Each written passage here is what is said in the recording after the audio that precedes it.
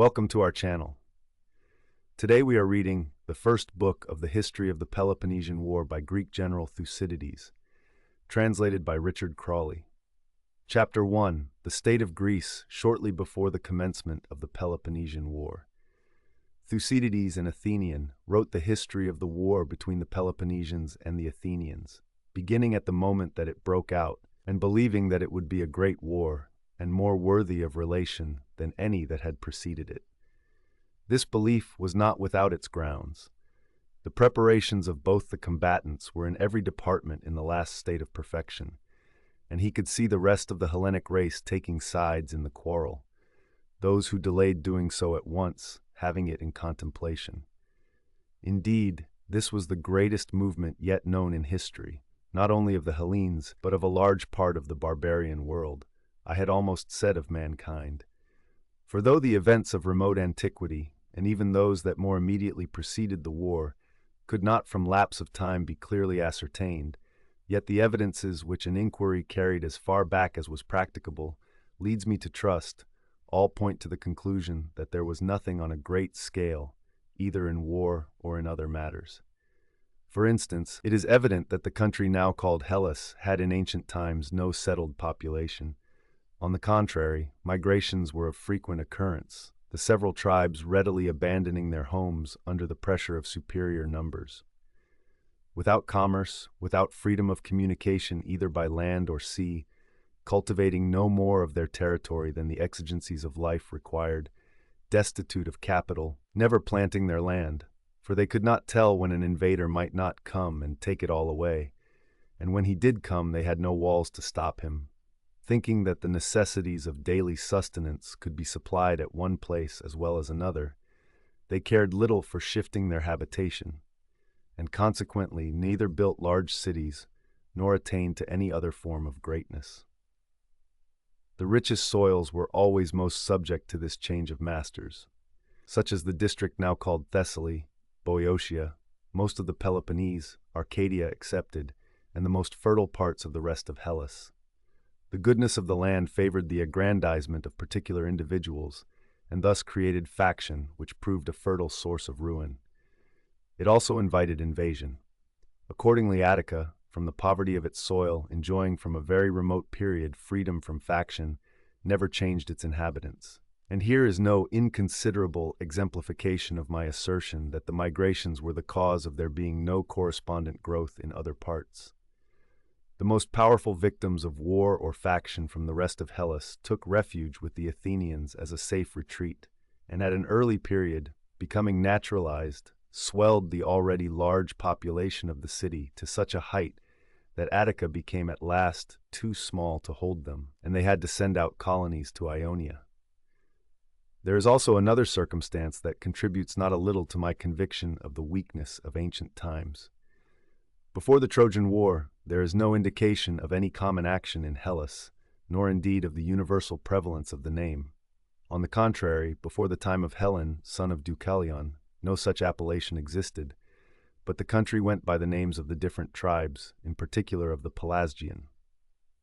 It was not till Hellen and his sons grew strong in Theotis, and were invited as allies into the other cities, that one by one they gradually acquired from the connection the name of Hellenes, though a long time elapsed before that name could fasten itself upon all. The best proof of this is furnished by Homer.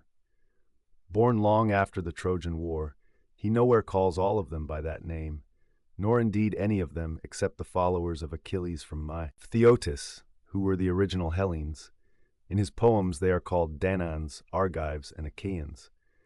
He does not even use the term barbarian, probably because the Hellenes had not yet been marked off from the rest of the world by one distinctive appellation.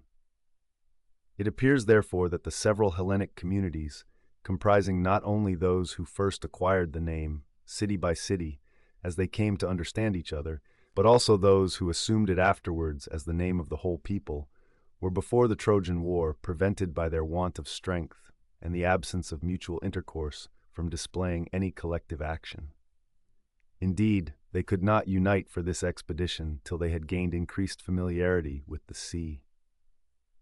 And the first person known to us by tradition as having established a navy is Minos. He made himself master of what is now called the Hellenic Sea, and ruled over the Cyclades, into most of which he sent the first colonies, expelling the Carians and appointing his own sons governors, and thus did his best to put down piracy in those waters, a necessary step to secure the revenues for his own use. For in early times the Hellenes and the barbarians of the coast and islands, as communication by sea became more common, were tempted to turn pirates, under the conduct of their most powerful men, the motives being to serve their own cupidity and to support the needy. They would fall upon a town unprotected by walls and consisting of a mere collection of villages, and would plunder it. Indeed, this came to be the main source of their livelihood, no disgrace being yet attached to such an achievement, but even some glory. An illustration of this is furnished by the honor with which some of the inhabitants of the continent still regard a successful marauder, and by the question we find the old poets everywhere representing the people as asking of voyagers, "Are they pirates?" as if those who are asked the question would have no idea of disclaiming the imputation, or their interrogators of reproaching them for it. The same rapine prevailed also by land, and even at the present day many of Hellas still follow the old fashion, the Ozolian Locrians, for instance, the Aetolians, the Acarnanians, and that region of the continent, and the custom of carrying arms is still kept up among these continentals from the old piratical habits. The whole of Hellas used once to carry arms, their habitations being unprotected and their communication with each other unsafe. Indeed, to wear arms was as much a part of everyday life with them as with the barbarians. And the fact that the people in these parts of Hellas are still living in the old way points to a time when the same mode of life was once equally common to all. The Athenians were the first to lay aside their weapons and to adopt an easier and more luxurious mode of life. Indeed, it is only lately that their rich old men left off the luxury of wearing undergarments of linen and fastening a knot of their hair with a tie of golden grasshoppers, a fashion which spread to their Ionian kindred and long prevailed among the old men there. On the contrary, a modest style of dressing, more in conformity with modern ideas, was first adopted by the Lacedaemonians, the rich doing their best to assimilate their way of life to that of the common people. They also set the example of contending naked, publicly stripping and anointing themselves with oil in their gymnastic exercises. Formerly, even in the Olympic contests, the athletes who contended wore belts across their middles, and it is but a few years since that the practice ceased. To this day, among some of the barbarians, especially in Asia, when prizes for boxing and wrestling are offered, belts are worn by the combatants. And there are many other points in which a likeness might be shown between the life of the Hellenic world of old and the barbarian of today. With respect to their towns, later on, at an era of increased facilities of navigation and a greater supply of capital, we find the shores becoming the site of walled towns, and the isthmuses being occupied for the purposes of commerce and defense against a neighbor. But the old towns, on account of the great prevalence of piracy, were built away from the sea, whether on the islands or the continent, and still remain in their old sites. For the pirates used to plunder one another, and indeed all coast populations, whether seafaring or not. The islanders, too, were great pirates. These islanders were Carians and Phoenicians, by whom most of the islands were colonized, as was proved by the following fact. During the purification of Delos by Athens in this war, all the graves in the island were taken up, and it was found that above half their inmates were Carians. They were identified by the fashion of the arms buried with them, and by the method of interment, which was the same as the Carians still follow. But as soon as Minos had formed his navy, communication by sea became easier, as he colonized most of the islands and thus expelled the malefactors. The coast population now began to apply themselves more closely to the acquisition of wealth, and their life became more settled. Some even began to build themselves walls on the strength of their newly acquired riches. For the love of gain would reconcile the weaker to the dominion of the stronger, and the possession of capital enabled the more powerful to reduce the smaller towns to subjection. And it was at a somewhat later stage of this development that they went on the expedition against Troy. What enabled Agamemnon to raise the armament was more, in my opinion, his superiority in strength than the oaths of Tyndareus, which bound the suitors to follow him. Indeed, the account given by those Peloponnesians who have been the recipients of the most credible tradition is this. First of all, Pelops, arriving among a needy population from Asia with vast wealth, acquired such power that, stranger though he was, the country was called after him, and this power fortune saw fit materially to increase in the hands of his descendants.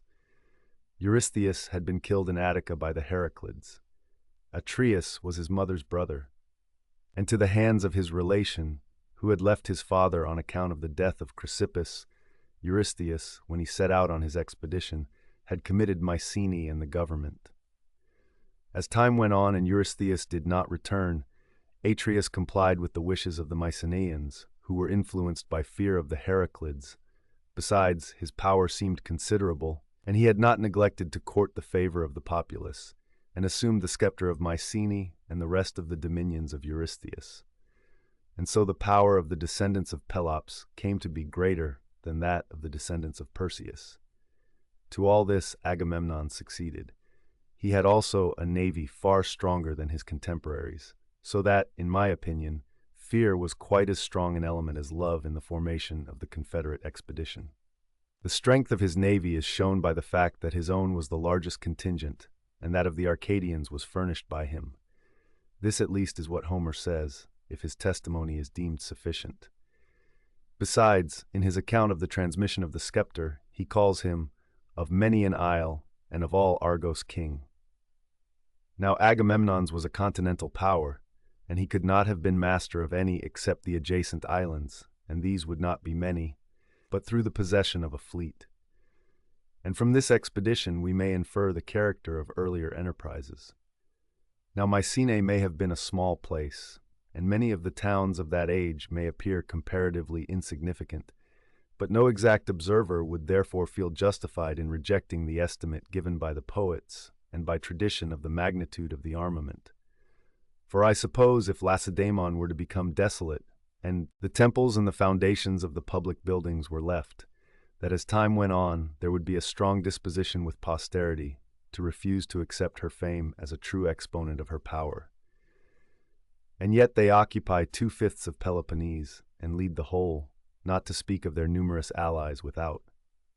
Still, as the city is neither built in a compact form nor adorned with magnificent temples and public edifices, but composed of villages after the old fashion of Hellas, there would be an impression of inadequacy. Whereas, if Athens were to suffer the same misfortune, I suppose that any inference from the appearance presented to the eye would make her power to have been twice as great as it is. We have therefore no right to be skeptical, nor to content ourselves with an inspection of a town to the exclusion of a consideration of its power, but we may safely conclude that the armament in question surpassed all before it, as it fell short of modern efforts. If we can here also accept the testimony of Homer's poems, in which, without allowing for the exaggeration which a poet would feel himself licensed to employ, we can see that it was far from equaling ours.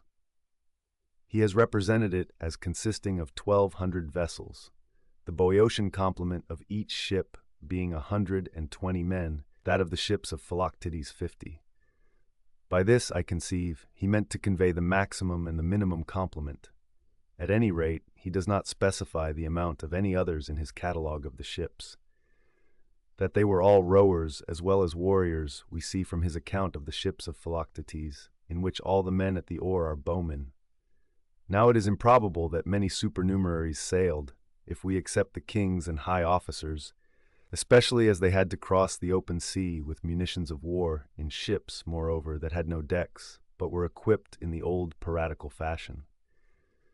So that if we strike the average of the largest and smallest ships, the number of those who sailed will appear inconsiderable, representing, as they did, the whole force of Hellas, and this was due not so much to scarcity of men as of money. Difficulty of subsistence made the invaders reduce the numbers of the army to a point at which it might live on the country during the prosecution of the war. Even after the victory they obtained on their arrival, and a victory there must have been, or the fortifications of the naval camp could never have been built, There is no indication of their whole force having been employed. On the contrary, they seem to have turned to cultivation of the Chersonese and to piracy from want of supplies. This was what really enabled the Trojans to keep the field for 10 years against them, the dispersion of the enemy making them always a match for the detachment left behind. If they had brought plenty of supplies with them, and had persevered in the war without scattering for piracy and agriculture, they would have easily defeated the Trojans in the field, since they could hold their own against them with the division on service. In short, if they had stuck to the siege, the capture of Troy would have cost them less time and less trouble. But as want of money proved the weakness of earlier expeditions, so from the same cause even the one in question, more famous than its predecessors, may be pronounced on the evidence of what it affected to have been inferior to its renown and to the current opinion about it formed under the tuition of the poets. Even after the Trojan War, Hellas was still engaged in removing and settling, and thus could not attain to the quiet which must precede growth. The late return of the Hellenes from Ilium caused many revolutions, and factions ensued almost everywhere, and it was the citizens thus driven into exile who founded the cities. 60 years after the capture of Ilium, the modern Boeotians were driven out of Arne by the Thessalians and settled in the present Boeotia, the former Cadmus, though there was a division of them there before, some of whom joined the expedition to Ilium. 20 years later, the Dorians and the Heraclids became masters of Peloponnese, so that much had to be done and many years had to elapse before Hellas could attain to a durable tranquility undisturbed by removals and could begin to send out colonies, as Athens did to Ionia and most of the islands, and the Peloponnesians to most of Italy and Sicily and some places in the rest of Hellas. All these places were founded subsequently to the war with Troy. But as the power of Hellas grew and the acquisition of wealth became more an object, the revenues of the states increasing, tyrannies were by their means established almost everywhere, the old form of government being hereditary monarchy with definite prerogatives. And Hellas began to fit out fleets and apply herself more closely to the sea. It is said that the Corinthians were the first to approach the modern style of naval architecture, and that Corinth was the first place in Hellas where galleys were built. And we have Ameinocles, a Corinthian shipwright, making 4 ships for the Samians. Dating from the end of this war, it is nearly 300 years ago that Ameinocles went to Samos. Again, the earliest sea fight in history was between the Corinthians and Corcyraeans. This was about 260 years ago, dating from the same time. Planted on an isthmus, Corinth had from time out of mind been a commercial emporium, as formerly almost all communication between the Hellenes within and without Peloponnese was carried on overland, and the Corinthian territory was the highway through which it traveled. She had consequently great money resources, as is shown by the epithet wealthy bestowed by the old poets on the place, and this enabled her, when traffic by sea became more common, to procure her navy and put down piracy, and as she could offer a mart for both branches of the trade, she acquired for herself all the power which a large revenue affords.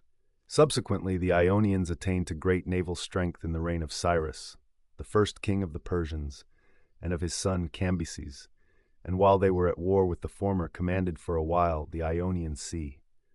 Polycrates also, the tyrant of Samos, had a powerful navy in the reign of Cambyses, with which he reduced many of the islands, and among them Rhenea, which he consecrated to the Delian Apollo. About this time also the Phocians, while they were founding Marseille, defeated the Carthaginians in a sea fight.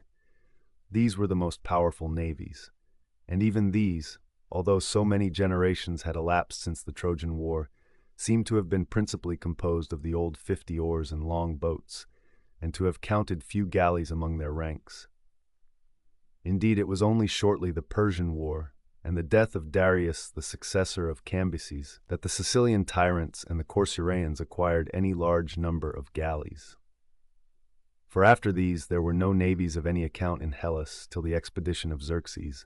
Aegina, Athens, and others may have possessed a few vessels, but they were principally 50 oars. It was quite at the end of this period that the war with Aegina and the prospect of the barbarian invasion enabled Themistocles to persuade the Athenians to build the fleet with which they fought at Salamis, and even these vessels had not complete decks. The navies, then, of the Hellenes during the period we have traversed were what I have described. All their insignificance did not prevent their being an element of the greatest power to those who cultivated them, alike in revenue and in dominion. They were the means by which the islands were reached and reduced, those of the smallest area falling the easiest prey. Wars by land there were none at least by which power was acquired. We have the usual border contests, but of distant expeditions with conquest for object we hear nothing among the Hellenes. There was no union of subject cities round a great state, no spontaneous combination of equals for confederate expeditions. What fighting there was consisted merely of local warfare between rival neighbors. The nearest approach to a coalition took place in the old war between Chalcis and Eretria. This was a quarrel in which the rest of the Hellenic name did to some extent take sides. Various, too, were the obstacles which the national growth encountered in various localities. The power of the Ionians was advancing with rapid strides when it came into collision with Persia under King Cyrus, who, after having dethroned Croesus and overrun everything between the Halys and the sea, stopped not till he had reduced the cities of the coast, the islands being only left to be subdued by Darius and the Phoenician navy. Again, wherever there were tyrants, their habit of providing simply for themselves, of looking solely to their personal comfort and family aggrandizement, made safety the great aim of their policy, and prevented anything great proceeding from them, though they would each have their affairs with their immediate neighbors. All this is only true of the mother country, for in Sicily they attained to very great power. Thus, for a long time, everywhere in Hellas do we find causes which make the states alike incapable of combination for great and national ends, or of any vigorous action of their own. But at last a time came when the tyrants of Athens and the far older tyrannies of the rest of Hellas were, with the exception of those in Sicily, once and for all put down by Lacedaemon. For this city, though after the settlement of the Dorians, its present inhabitants, it suffered from factions for an unparalleled length of time, still at a very early period obtained good laws, and enjoyed a freedom from tyrants which was unbroken. It has possessed the same form of government for more than 400 years, reckoning to the end of the late war, and has thus been in a position to arrange the affairs of the other states. Not many years after the deposition of the tyrants, the Battle of Marathon was fought between the Medes and the Athenians. 10 years afterwards, the barbarian returned with the armada for the subjugation of Hellas. In the face of this great danger, the command of the Confederate Hellenes was assumed by the Lacedaemonians in virtue of their superior power, and the Athenians, having made up their minds to abandon their city, broke up their homes, threw themselves into their ships, and became a naval people. This coalition, after repulsing the barbarian, soon afterwards split into two sections, which included the Hellenes who had revolted from the king, as well as those who had aided him in the war. At the end of the one stood Athens, at the head of the other Lacedaemon, one the first naval, the other the first military power in Hellas. For a short time the league held together, till the Lacedaemonians and Athenians quarreled and made war upon each other with their allies, a duel into which all the Hellenes sooner or later were drawn, though some might at first remain neutral. So that the whole period from the Median War to this, with some peaceful intervals, was spent by each power in war, either with its rival or with its own revolted allies, and consequently afforded them constant practice in military matters, and that experience which is learnt in the school of danger. The policy of Lacedaemon was not to exact tribute from her allies, but merely to secure their subservience to her interests by establishing oligarchies among them. Athens, on the contrary, had by degrees deprived hers of their ships, and imposed instead contributions in money on all except Chios and Lesbos. Both found their resources for this war separately to exceed the sum of their strength when the alliance flourished intact. Having now given the result of my inquiries into early times, I grant that there will be a difficulty in believing every particular detail. The way that most men deal with traditions even traditions of their own country, is to receive them all alike as they are delivered, without applying any critical test whatever. The general Athenian public fancy that Hipparchus was tyrant when he fell by the hands of Harmodius and Aristogiton, not knowing that Hippias, the eldest of the sons of Pisistratus, was really supreme, and that Hipparchus and Thessalus were his brothers, and that Harmodius and Aristogiton suspecting, on the very day, nay at the very moment fixed on for the deed, that information had been conveyed to Hippias by their accomplices, concluded that he had been warned and did not attack him, yet, not liking to be apprehended and risk their lives for nothing, fell upon Hipparchus near the temple of the daughters of Leos, and slew him as he was arranging the Panathenaic procession. There are many other unfounded ideas current among the rest of the Hellenes, even on matters of contemporary history, which have not been obscured by time. For instance, there is the notion that the Lacedaemonian kings have 2 votes each, the fact being that they have only one, and that there is a company of Patan, there being simply no such thing. So little pains do the vulgar take in the investigation of truth, accepting readily the first story that comes to hand. On the whole, however, the conclusions I have drawn from the proofs quoted may, I believe, safely be relied on. Assuredly, they will not be disturbed either by the lays of a poet displaying the exaggeration of his craft, or by the compositions of the chroniclers that are attractive at truth's expense, the subjects they treat of being out of the reach of evidence, and time having robbed most of them of historical value by enthroning them in the region of legend. Turning from these, we can rest satisfied with having proceeded upon the clearest data and having arrived at conclusions as exact as can be expected in matters of such antiquity. To come to this war, despite the known disposition of the actors in a struggle to overrate its importance, and when it is over to return to their admiration of earlier events, yet an examination of the facts will show that it was much greater than the wars which preceded it. With reference to the speeches in this history, some were delivered before the war began, others while it was going on. Some I heard myself, others I got from various quarters. It was in all cases difficult to carry them word for word in one's memory, so my habit has been to make the speakers say what was in my opinion demanded of them by the various occasions, of course adhering as closely as possible to the general sense of what they really said.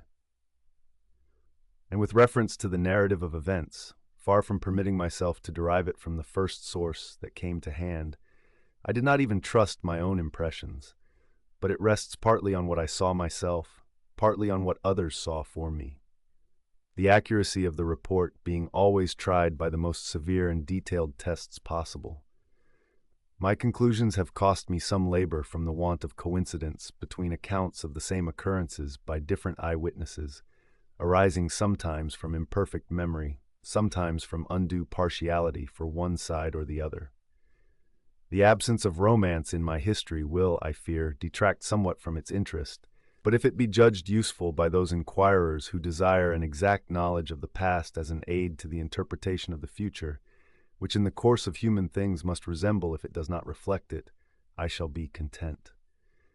In fine, I have written my work, not as an essay which is to win the applause of the moment, but as a possession for all time. The Median War, the greatest achievement of past times, yet found a speedy decision in 2 actions by sea and 2 by land. The Peloponnesian War was prolonged to an immense length, and long as it was short without parallel for the misfortunes that it brought upon Hellas.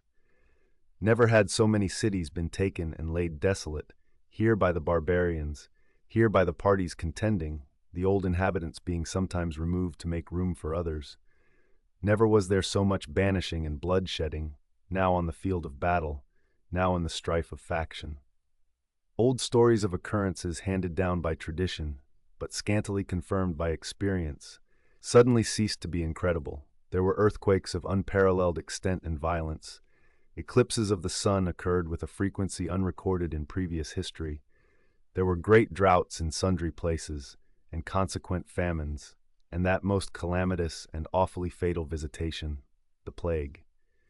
All this came upon them with the late war, which was begun by the Athenians and Peloponnesians by the dissolution of the 30 Years' truce made after the conquest of Euboea.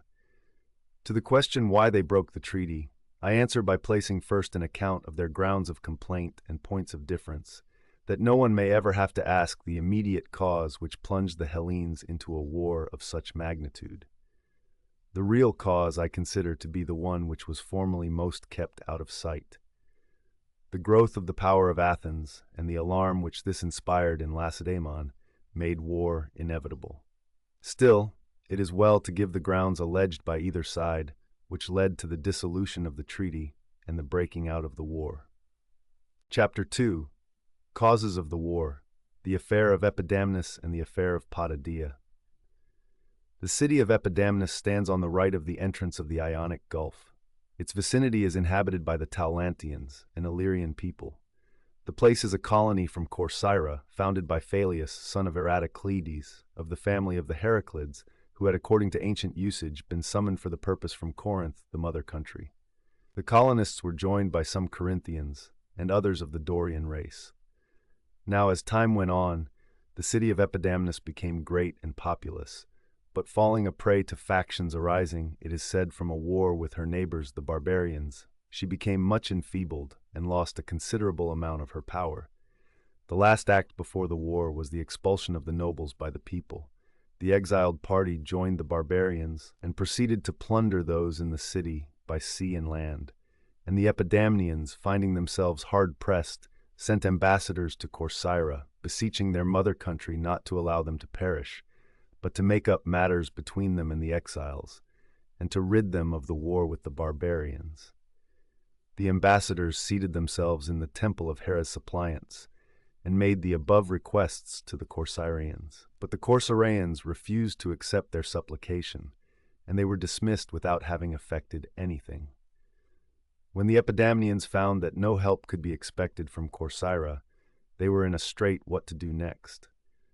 So they sent to Delphi and inquired of the god whether they should deliver their city to the Corinthians and endeavor to obtain some assistance from their founders. The answer he gave them was to deliver the city and place themselves under Corinthian protection. So the Epidamnians went to Corinth and delivered over the colony in obedience to the commands of the oracle. They showed that their founder came from Corinth and revealed the answer of the god, and they begged them not to allow them to perish, but to assist them. This the Corinthians consented to do. Believing the colony to belong as much to themselves as to the Corcyraeans, they felt it to be a kind of duty to undertake their protection. Besides, they hated the Corcyraeans for their contempt of the mother country. Instead of meeting with the usual honors accorded to the parent city by every other colony at public assemblies, such as precedence at sacrifices, Corinth found herself treated with contempt by a power which in point of wealth could stand comparison with any even of the richest communities in Hellas, which possessed great military strength, and which sometimes could not repress a pride in the high naval position of an island whose nautical renown dated from the days of its old inhabitants, the Phaeacians. This was one reason of the care that they lavished on their fleet, which became very efficient. Indeed, they began the war with a force of 120 galleys. All these grievances made Corinth eager to send the promised aid to Epidamnus. Advertisement was made for volunteer settlers, and a force of Ambraciots, Leucadians, and Corinthians was dispatched. They marched by land to Apollonia, a Corinthian colony, the route by sea being avoided from fear of Corcyraean interruption. When the Corcyraeans heard of the arrival of the settlers and troops in Epidamnus and the surrender of the colony to Corinth, they took fire. Instantly putting to sea with 25 ships, which were quickly followed by others, they insolently commanded the Epidamnians to receive back the banished nobles. It must be premised that the Epidamnian exiles had come to Corcyra and, pointing to the sepulchres of their ancestors, had appealed to their kindred to restore them, and to dismiss the Corinthian garrison and settlers. But to all this the Epidamnians turned a deaf ear. Upon this, the Corcyraeans commenced operations against them with a fleet of 40 sail. They took, with them the exiles, with a view to their restoration, and also secured the services of the Illyrians. Sitting down before the city, they issued a proclamation to the effect that any of the natives that chose, and the foreigners, might depart unharmed, with the alternative of being treated as enemies. On their refusal, the Corcyraeans proceeded to besiege the city, which stands on an isthmus, and the Corinthians, receiving intelligence of the investment of Epidamnus, got together an armament and proclaimed a colony to Epidamnus, perfect political equality being guaranteed to all who chose to go. Any who were not prepared to sail at once might, by paying down the sum of 50 Corinthian drachmae, have a share in the colony without leaving Corinth. Great numbers took advantage of this proclamation, some being ready to start directly, others paying the requisite forfeit. In case of their passage being disputed by the Corcyraeans, several cities were asked to lend them a convoy.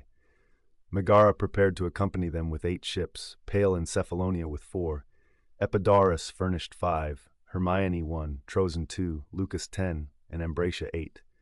The Thebans and Phlegyans were asked for money, the Eleans for hulls as well, while Corinth herself furnished 30 ships and 3,000 heavy infantry.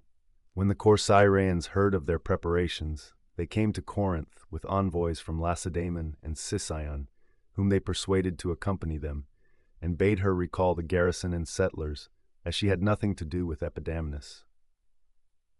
If, however, she had any claims to make, they were willing to submit the matter to the arbitration of such of the cities in Peloponnese as should be chosen by mutual agreement, and that the colony should remain with the city to whom the arbitrators might assign it.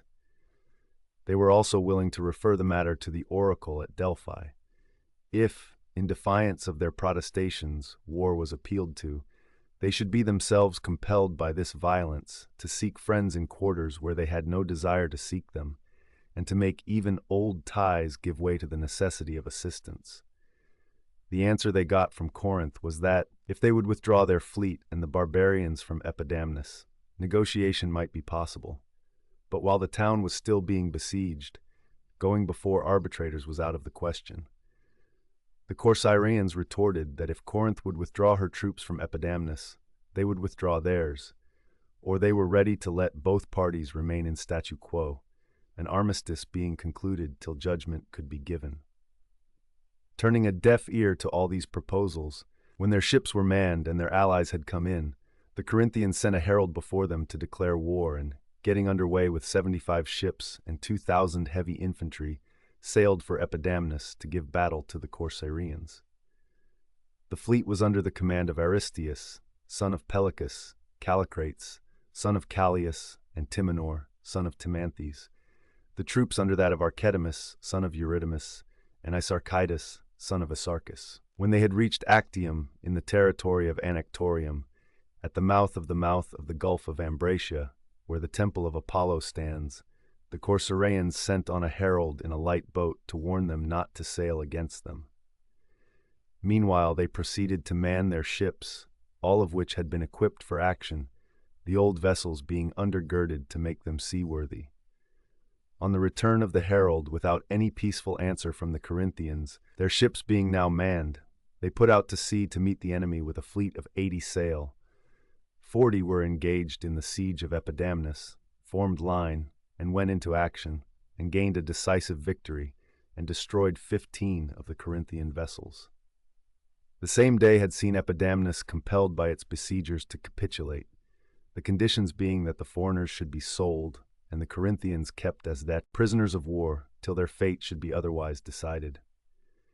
After the engagement, the Corcyraeans set up a trophy on Leukim, a headland of Corcyra, and slew all their captives except the Corinthians, whom they kept as prisoners of war.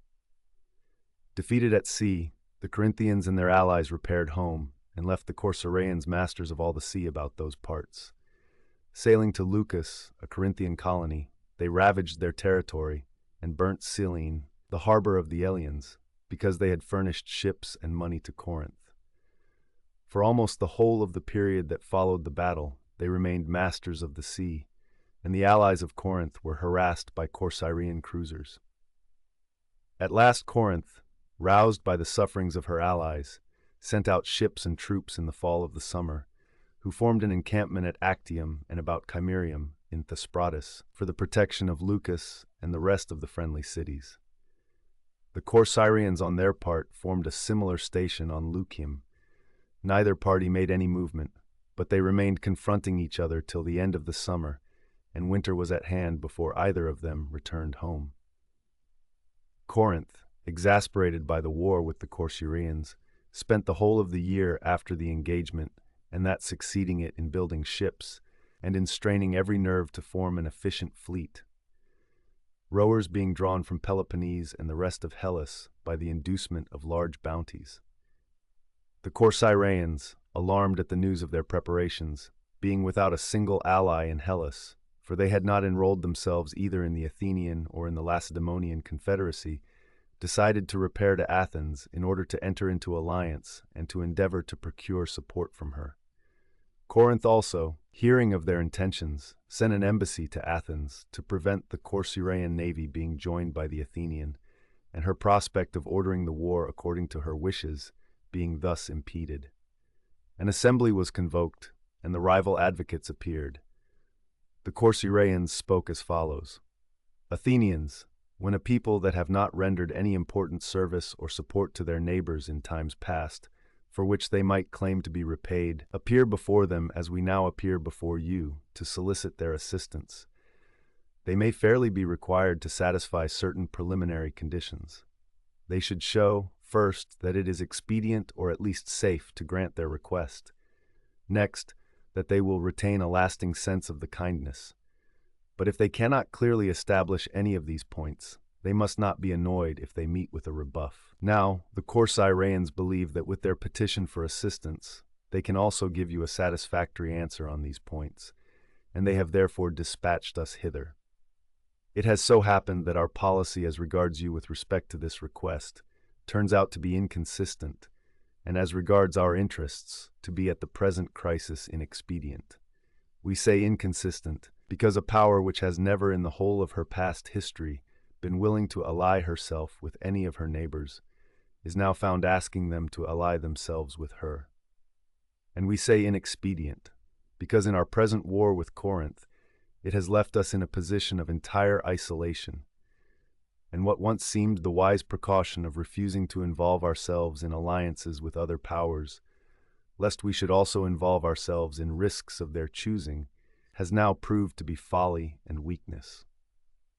It is true that in the late naval engagement we drove back the Corinthians from our shores single-handed, but they have now got together a still larger armament from Peloponnese and the rest of Hellas, and we, seeing our utter inability to cope with them without foreign aid, and the magnitude of the danger which subjection to them implies, find it necessary to ask help from you and from every other power. And we hope to be excused if we forswear our old principle of complete political isolation, a principle which was not adopted with any sinister intention, but was rather the consequence of an error in judgment. Now there are many reasons why, in the event of your compliance, you will congratulate yourselves on this request having been made to you. First, because your assistance will be rendered to a power which, herself inoffensive, is a victim to the injustice of others. Secondly, because all that we most value is at stake in the present contest, and your welcome of us under these circumstances will be a proof of goodwill which will ever keep alive the gratitude you will lay up in our hearts. Thirdly, yourselves excepted, we are the greatest naval power in Hellas. Moreover, can you conceive a stroke of good fortune more rare in itself, or more disheartening to your enemies, than that the power whose adhesion you would have valued above much material and moral strength should present herself self-invited, should deliver herself into your hands, without danger and without expense, and should lastly put you in the way of gaining a high character in the eyes of the world, the gratitude of those whom you shall assist, and a great accession of strength for yourselves. You may search all history without finding many instances of a people gaining all these advantages at once, or many instances of a power that comes in quest of assistance being in a position to give to the people whose alliance she solicits as much safety and honor as she will receive. But it will be urged that it is only in the case of a war that we shall be found useful. To this we answer that if any of you imagine that that war is far off, he is grievously mistaken. and is blind to the fact that Lacedaemon regards you with jealousy and desires war, and that Corinth is powerful there. The same, remember, that is your enemy, and is even now trying to subdue us as a preliminary to attacking you. And this she does to prevent our becoming united by a common enmity, and her having us both on her hands, and also to ensure getting the start of you in one of two ways, either by crippling our power or by making its strength her own. Now it is our policy to be beforehand with her, that is, for Corcyra to make an offer of alliance and for you to accept it. In fact, we ought to form plans against her, instead of waiting to defeat the plans she forms against us. If she asserts that for you to receive a colony of hers into alliance is not right, let her know that every colony that is well treated honors its parent state, but becomes estranged from it by injustice. For colonists are not sent forth on the understanding that they are to be the slaves of those that remain behind, but that they are to be their equals. And that Corinth was injuring us is clear. Invited to refer the dispute about Epidamnus to arbitration, they chose to prosecute their complaints war rather than by a fair trial. And let their conduct towards us, who are their kindred, be a warning to you, not to be misled by their deceit, nor to yield to their direct requests. Concessions to adversaries only end in self-reproach, and the more strictly they are avoided, the greater will be the chance of security. If it be urged that your reception of us will be a breach of the treaty existing between you and Lacedaemon, the answer is that we are a neutral state, and that one of the express provisions of that treaty is that it shall be competent for any Hellenic state that is neutral to join whichever side it pleases. And it is intolerable for Corinth to be allowed to obtain men for her navy not only from her allies, but also from the rest of Hellas, no small number being furnished by your own subjects, while we are to be excluded both from the alliance left open to us by treaty and from any assistance that we might get from other quarters, and you are to be accused of political immorality if you comply with our request. On the other hand, we shall have much greater cause to complain of you if you do not comply with it, if we, who are in peril and are no enemies of yours, meet with a repulse at your hands, while Corinth, who is the aggressor and your enemy, not only meets with no hindrance from you, but is even allowed to draw material for war from your dependencies. This ought not to be, but you should either forbid her enlisting men in your dominions, or you should lend us too what help you may think advisable. But your real policy is to afford us avowed countenance and support. The advantages of this course, as we premised in the beginning of our speech, are many. We mention one that is perhaps the chief. Could there be a clearer guarantee of our good faith than is offered by the fact that the power which is at enmity with you is also at enmity with us, and that that power is fully able to punish defection? And there is a wide difference between declining the alliance of an inland and of a maritime power. For your first endeavor should be to prevent, if possible, the existence of any naval power except your own. Failing this, to secure the friendship of the strongest that does exist. And if any of you believe that what we urge is expedient, but fear to act upon this belief, lest it should lead to a breach of the treaty, you must remember that on the one hand, whatever your fears, your strength will be formidable to your antagonists. On the other, whatever the confidence you derive from refusing to receive us, your weakness will have no terrors for a strong enemy. You must also remember that your decision is for Athens no less than Corcyra, and that you are not making the best provision for her interests. If at a time when you are anxiously scanning the horizon that you may be in readiness for the breaking out of the war, which is all but upon you, you hesitate to attach to your side a place whose adhesion or estrangement is alike pregnant with the most vital consequences. For it lies conveniently for the coast navigation in the direction of Italy and Sicily, being able to bar the passage of naval reinforcements from thence to Peloponnese, and from Peloponnese thither, and it is in other respects a most desirable station. To sum up as shortly as possible, embracing both general and particular considerations, let this show you the folly of sacrificing us. Remember that there are but three considerable naval powers in Hellas, Athens, Corcyra, and Corinth, and that if you allow two of these three to become one, and Corinth to secure us for herself, you will have to hold the sea against the united fleets of Corcyra and Peloponnese.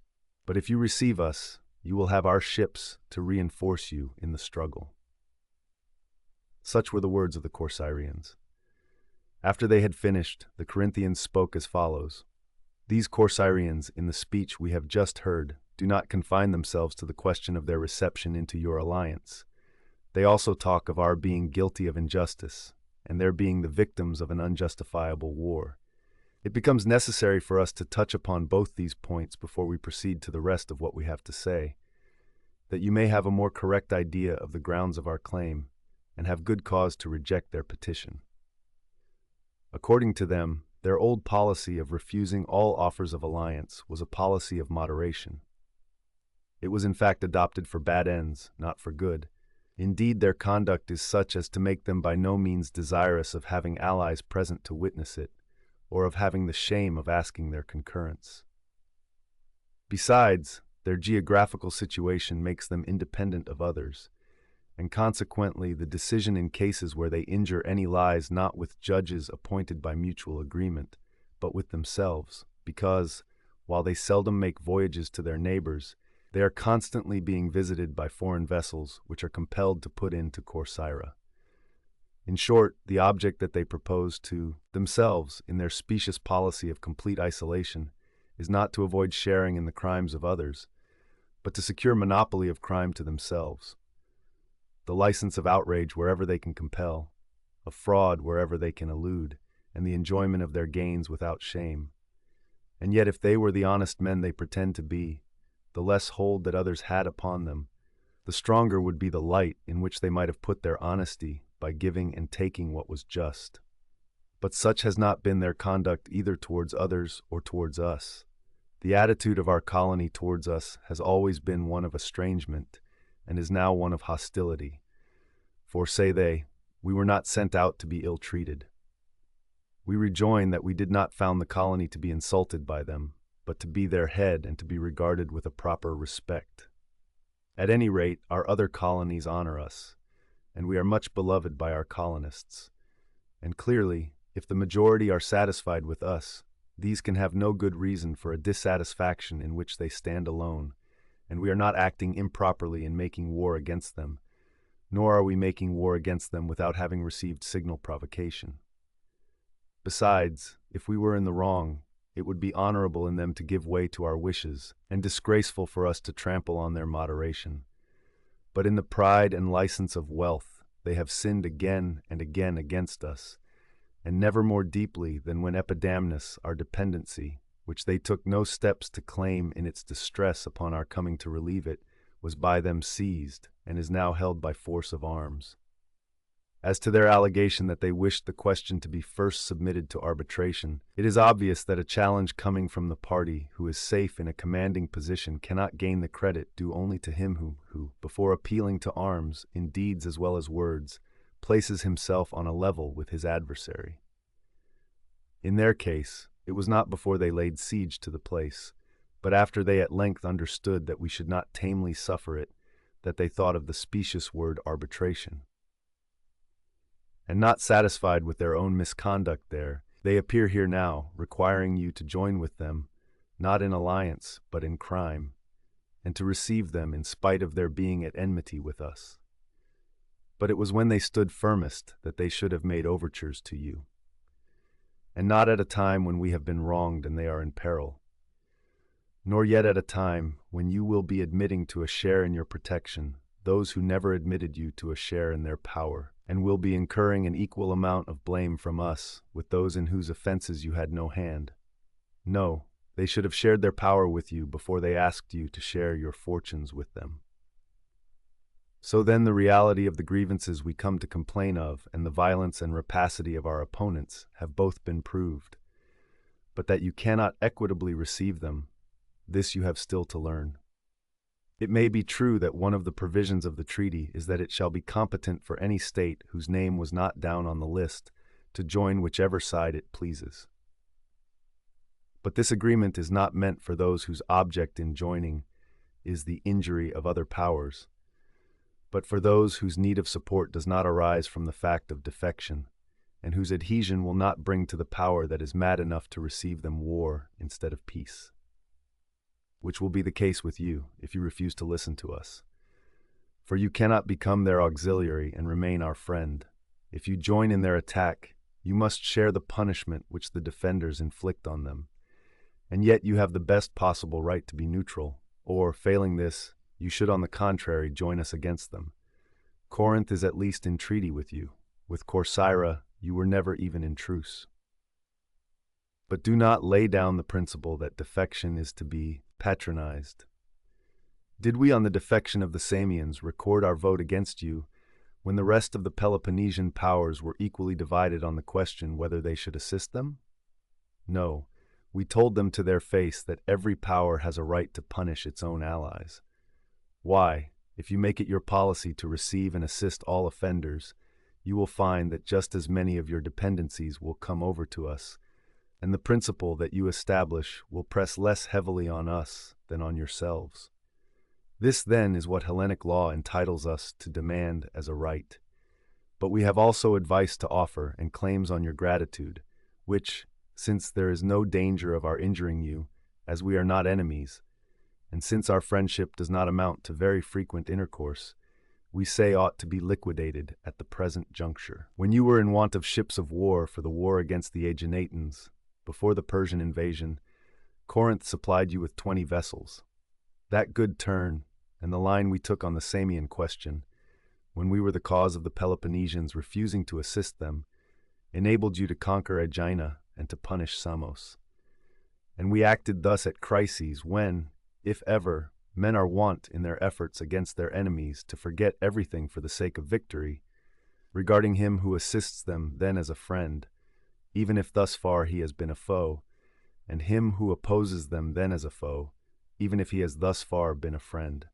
Indeed, they allow their real interests to suffer from their absorbing preoccupation in the struggle.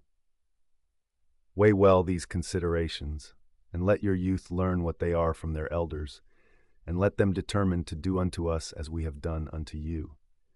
And let them not acknowledge the justice of what we say, but dispute its wisdom in the contingency of war. Not only is the straightest path, generally speaking, the wisest, but the coming of the war, which the Corcyraeans have used as a bugbear to persuade you to do wrong, is still uncertain, and it is not worth while to be carried away by it into gaining the instant and declared enmity of Corinth. It were rather wise to try and counteract the unfavorable impression which your conduct to Megara has created. For kindness, opportunely shown, has a greater power of removing old grievances than the facts of the case may warrant. And do not be seduced by the prospect of a great naval alliance. Abstinence from all injustice to other first-rate powers is a greater tower of strength than anything that can be gained by the sacrifice of permanent tranquility for an apparent temporary advantage. It is now our turn to benefit by the principle that we laid down at Lacedaemon, that every power has a right to punish her own allies. We now claim to receive the same from you, and protest against your rewarding us for benefiting you by our vote by injuring us by yours. On the contrary, return us like for like, remembering that this is that very crisis in which he who lends aid is most a friend, and he who opposes is most a foe. And for these Corcyraeans, neither receive them into alliance in our despite, nor be their abettors in crime. So do, and you will act as we have a right to expect of you, and at the same time best consult your own interests. Such were the words of the Corinthians. When the Athenians had heard both out, 2 assemblies were held. In the first there was a manifest disposition to listen to the representations of Corinth. In the second, public feeling had changed, and an alliance with Corcyra was decided on, with certain reservations. It was to be a defensive, not an offensive alliance. It did not involve a breach of the treaty with Peloponnese.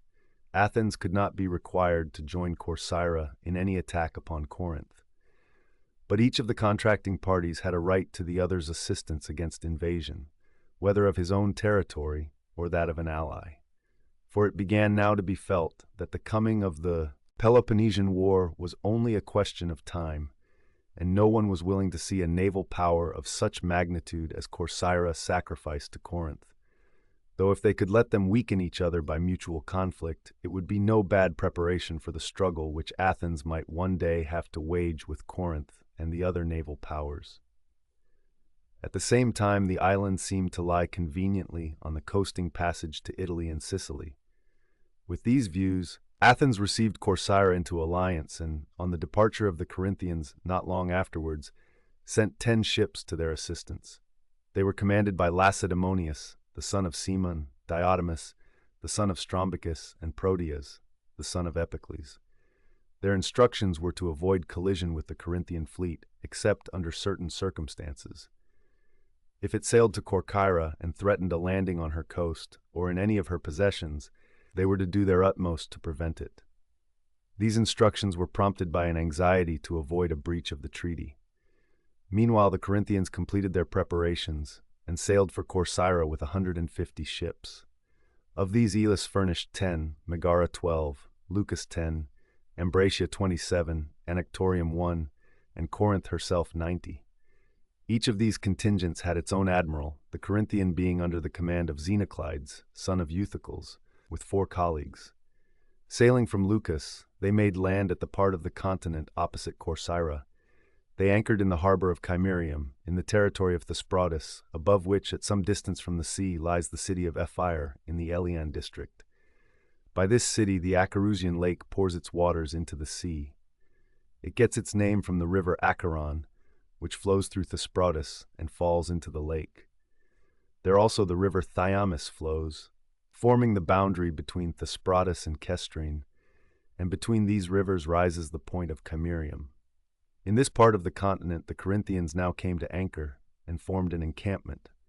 When the Corcyraeans saw them coming, they manned 110 ships, commanded by Myciades, Isimides, and Eurybatus, and stationed themselves at one of the Sabota Isles, the 10 Athenian ships being present. On Point Leukim, they posted their land forces and 1,000 heavy infantry who had come from Zacynthus to their assistance. Nor were the Corinthians on the mainland without their allies.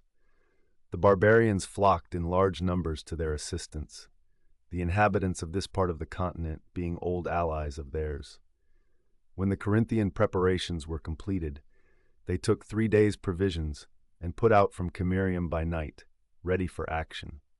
Sailing with the dawn, they sighted the Corcyraean fleet out at sea and coming towards them. When they perceived each other, both sides formed in order of battle. On the Corcyraean right wing lay the Athenian ships, the rest of the line being occupied by their own vessels, formed in 3 squadrons, each of which was commanded by one of the 3 admirals. Such was the Corcyraean formation. The Corinthian was as follows. On the right wing lay the Megarian and Ambraciot ships, in the center the rest of the allies in order. But the left was composed of the best sailors in the Corinthian navy to encounter the Athenians and the right wing of the Corcyraeans. As soon as the signals were raised on either side, they joined battle. Both sides had a large number of heavy infantry on their decks, and a large number of archers and darters, the old imperfect armament still prevailing. The sea fight was an obstinate one, though not remarkable for its science. Indeed, it was more like a battle by land.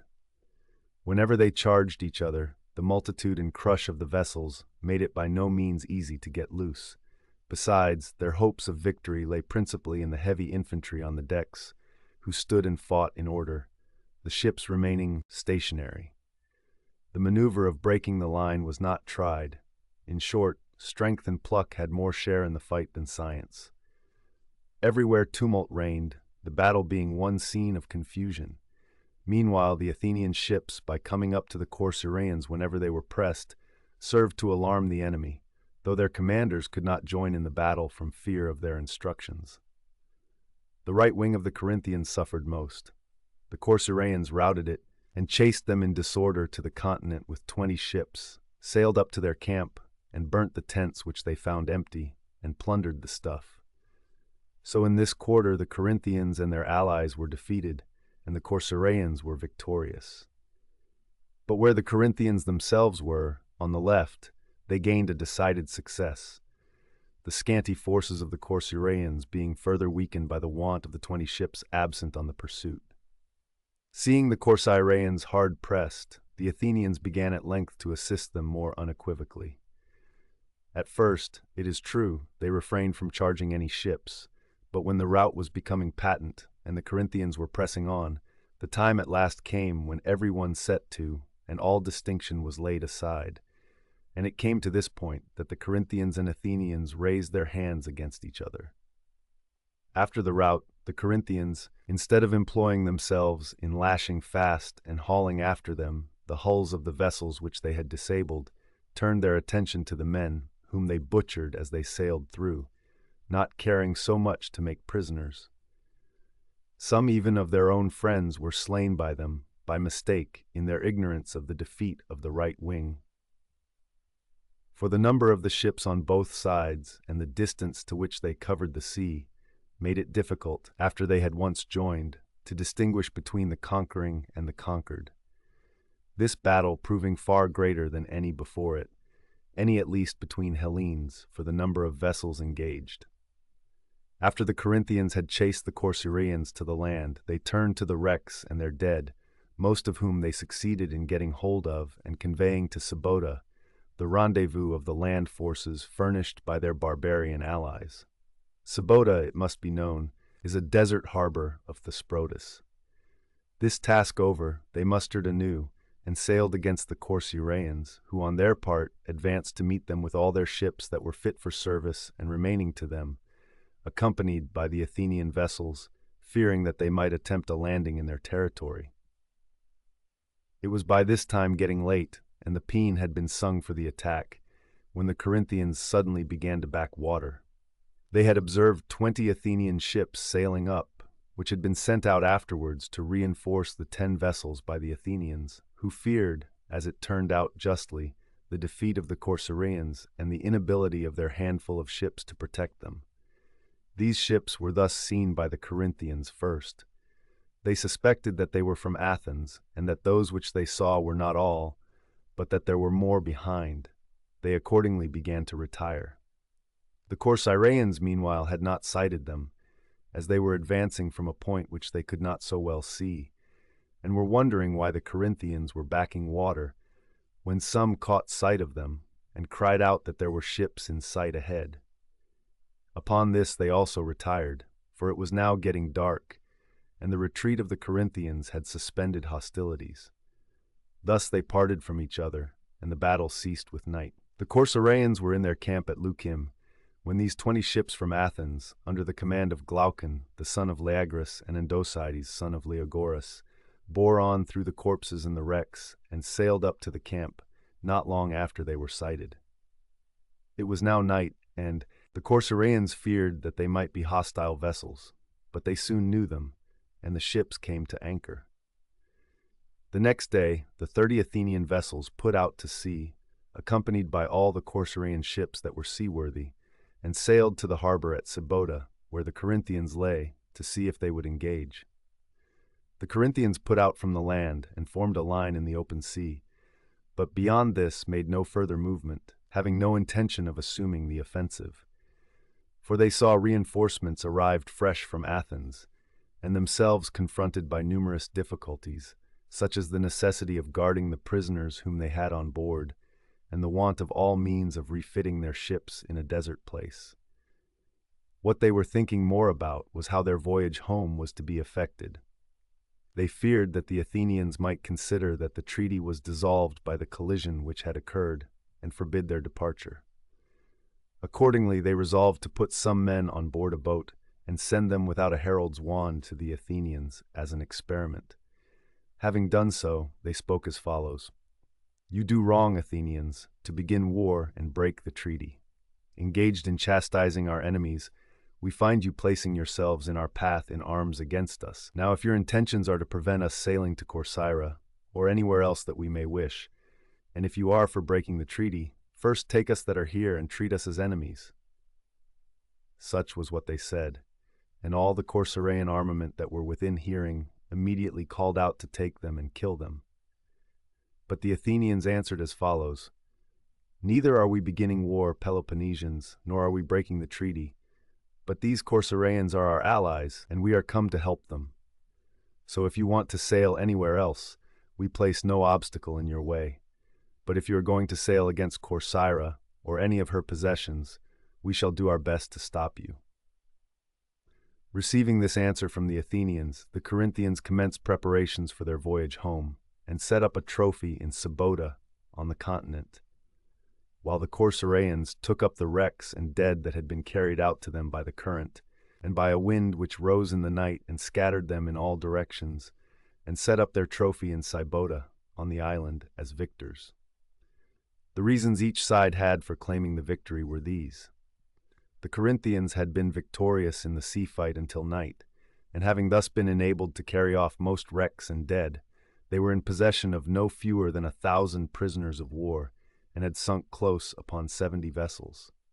The Corcyraeans had destroyed about 30 ships, and after the arrival of the Athenians had taken up the wrecks and dead on their side. They had besides seen the Corinthians retire before them, backing water on sight of the Athenian vessels, and upon the arrival of the Athenians refused to sail out against them from Sybota. Thus both sides claimed the victory. The Corinthians on the voyage home took Anactorium, which stands at the mouth of the Ambracian Gulf. The place was taken by treachery, being common ground to the Corcyraeans and Corinthians. After establishing Corinthian settlers there, they retired home. 800 of the Corcyraeans were slaves. These they sold. 250 they retained in captivity, and treated with great attention, in the hope that they might bring over their country to Corinth on their return, most of them being, as it happened, men of very high position in Corcyra. In this way, Corcyra maintained her political existence in the war with Corinth, and the Athenian vessels left the island. This was the first cause of the war that Corinth had against the Athenians, viz., that they had fought against them with the Corcyraeans in time of treaty. Almost immediately after this, fresh differences arose between the Athenians and Peloponnesians, and contributed their share to the war. Corinth was forming schemes for retaliation, and Athens suspected her hostility. The Potidæans, who inhabit the Isthmus of Pellene, being a Corinthian colony, but tributary allies of Athens, were ordered to raise the wall looking towards Pellene, to give hostages, to dismiss the Corinthian magistrates, and in future not to receive the persons sent from Corinth annually to succeed them. It was feared that they might be persuaded by Perdiccas and the Corinthians to revolt, and might draw the rest of the allies in the direction of Thrace to revolt with them. These precautions against the Potidæans were taken by the Athenians immediately after the battle at Corcyra. Not only was Corinth at length openly hostile, but Perdiccas, son of Alexander, king of the Macedonians, had from an old friend and ally been made an enemy. He had been made an enemy by the Athenians, entering into alliance with his brother Philip and Derdas, who were in league against him. In his alarm, he had sent to Lacedaemon to try and involve the Athenians in a war with the Peloponnesians, and was endeavoring to win over Corinth in order to bring about the revolt of Potidæa. He also made overtures to the Chalcidians in the direction of Thrace and to the Bodians to persuade them to join in the revolt, for he thought that if these places on the border could be made his allies, it would be easier to carry on the war with their cooperation. Alive to all this, and wishing to anticipate the revolt of the cities, the Athenians acted as follows. They were just then sending off 30 ships and 1,000 heavy infantry for his country, under the command of Archestratus, son of Lycomedes, with 4 colleagues. They instructed the captains to take hostages of the Potidæans, to raise the wall, and to be on their guard against the revolt of the neighboring cities. Meanwhile, the Potidæans sent envoys to Athens on the chance of persuading them to take no new steps in their matters. They also went to Lacedaemon with the Corinthians to secure support in case of need. Failing after prolonged negotiation to obtain anything satisfactory from the Athenians, being unable, for all they could say, to prevent the vessels that were destined for Macedonia from also sailing against them, and receiving from the Lacedaemonian government a promise to invade Attica if the Athenians should attack Potidæa, the Potidæans, thus favored by the moment, at last entered into league with the Chalcidians and Bodiaeans and revolted, and Perdiccas induced the Chalcidians to abandon and demolish their towns on the seaboard, and settling inland at Olynthus, to make that one city a strong place. Meanwhile, to those who followed his advice, he gave a part of his territory in Mygdonia round Lake Bolbe as a place of abode while the war against the Athenians should last. They accordingly demolished their towns, removed inland, and prepared for war. The 30 ships of the Athenians arriving before the Thracian places found Potidaea and the rest in revolt. Their commanders, considering it to be quite impossible with their present force to carry on war with Perdiccas, and with the Confederate towns as well, turned to Macedonia, their original destination, and, having established themselves there, carried on war in cooperation with Philip and the brothers of Derdas, who had invaded the country from the interior. Meanwhile, the Corinthians, with Potidaea in revolt, and the Athenian ships on the coast of Macedonia, alarmed for the safety of the place, and thinking its danger theirs, sent volunteers from Corinth and mercenaries from the rest of Peloponnese, to the number of 1,600 heavy infantry in all, and 400 light troops. Aristeus, son of Adamantus, who was always a steady friend to the Potidæans, took command of the expedition, and it was principally for love of him that most of the men from Corinth volunteered. They arrived in Thrace 40 days after the revolt of Potidaea. The Athenians also immediately received the news of the revolt of the cities. On being informed that Aristeus and his reinforcements were on their way, they sent 2,000 heavy infantry of their own citizens and 40 ships against the places in revolt, under the command of Callias, son of Calliades, and 4 colleagues. They arrived in Macedonia first, and found the force of 1,000 men that had been first sent out, just become masters of Therme and besieging Pydna. Accordingly, they also joined in the investment and besieged Pydna for a while. Subsequently, they came to terms and concluded a forced alliance with Perdiccas, hastened by the calls of Potidaea and by the arrival of Aristeus at that place. They withdrew from Macedonia, going to Beroea and thence to Strepsa, and, after a futile attempt on the latter place, they pursued by land their march to Potidaea with 3,000 heavy infantry of their own citizens, besides a number of their allies, and 600 Macedonian horsemen, the followers of Philip and Pausanias. With these sailed 70 ships along the coast. Advancing by short marches, on the 3rd day they arrived at Gigonus, where they encamped.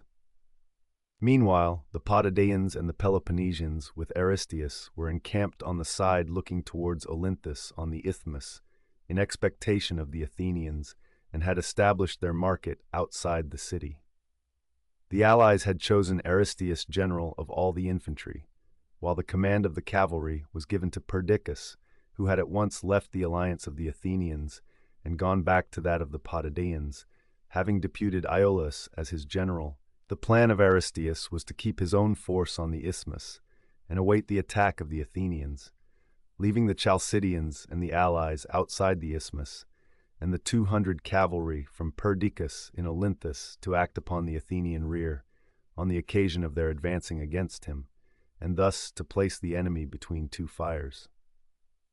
While Callias, the Athenian general, and his colleagues dispatched the Macedonian horse and a few of the allies to Olynthus to prevent any movement being made from that quarter, the Athenians themselves broke up their camp and marched against Potidaea. After they had arrived at the Isthmus and saw the enemy preparing for battle, they formed against him and soon afterwards engaged. The wing of Aristeus, with the Corinthians and other picked troops round him, routed the wing opposed to it and followed for a considerable distance in pursuit. But the rest of the army of the Potidaeans and of the Peloponnesians was defeated by the Athenians and took refuge within the fortifications. Returning from the pursuit, Aristeus perceived the defeat of the rest of the army. Being at a loss which of the 2 risks to choose, whether to go to Olynthus or to Potidaea, he at last determined to draw his men into as small a space as possible and force his way with a run into Potidaea. Not without difficulty, through a storm of missiles, he passed along by the breakwater through the sea and brought off most of his men safe, though a few were lost. Meanwhile, the auxiliaries of the Potidaeans from Olynthus, which is about 7 miles off and in sight of Potidaea, when the battle began and the signals were raised, advanced a little way to render assistance, and the Macedonian horse formed against them to prevent it. But on victory speedily declaring for the Athenians and the signals being taken down, they retired back within the wall, and the Macedonians returned to the Athenians. Thus there were no cavalry present on either side. After the battle, the Athenians set up a trophy and gave back their dead to the Potidæans under truce. The Potidæans and their allies had close upon 300 killed, the Athenians 150 of their own citizens, and Callias their general. The wall on the side of the isthmus had now works at once raised against it and manned by the Athenians. That on the side of Pallene had no works raised against it. They did not think themselves strong enough at once to keep a garrison in the isthmus and to cross over to Pallene and raise works there. They were afraid that the Potidæans and their allies might take advantage of their division to attack them. Meanwhile, the Athenians at home, learning that there were no works at Pallene, some time afterwards sent off 1,600 heavy infantry of their own citizens under the command of Phormio, son of Asopius. Arrived at Pallene, he fixed his headquarters at Athens and led his army against Potidæa by short marches, ravaging the country as he advanced. No one venturing to meet him in the field, he raised works against the wall on the side of Pallene.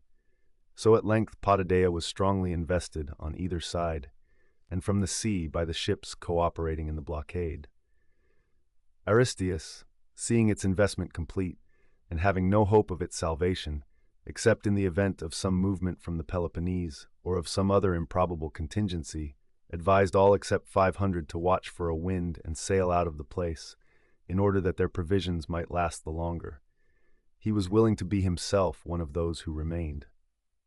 Unable to persuade them, and desirous of acting on the next alternative, and of having things outside in the best posture possible, he eluded the guard ships of the Athenians and sailed out. Remaining among the Chalcidians, he continued to carry on the war. In particular, he laid an ambuscade near the city of the Sermilians, and cut off many of them. He also communicated with Peloponnese, and tried to contrive some method by which help might be brought. Meanwhile, after the completion of the investment of Potidæa, Phormio next employed his 1,600 men in ravaging Chalcidice and Boeotia. Some of the towns also were taken by him. Chapter 3. Congress of the Peloponnesian Confederacy at Lacedaemon. The Athenians and Peloponnesians had these antecedent grounds of complaint against each other.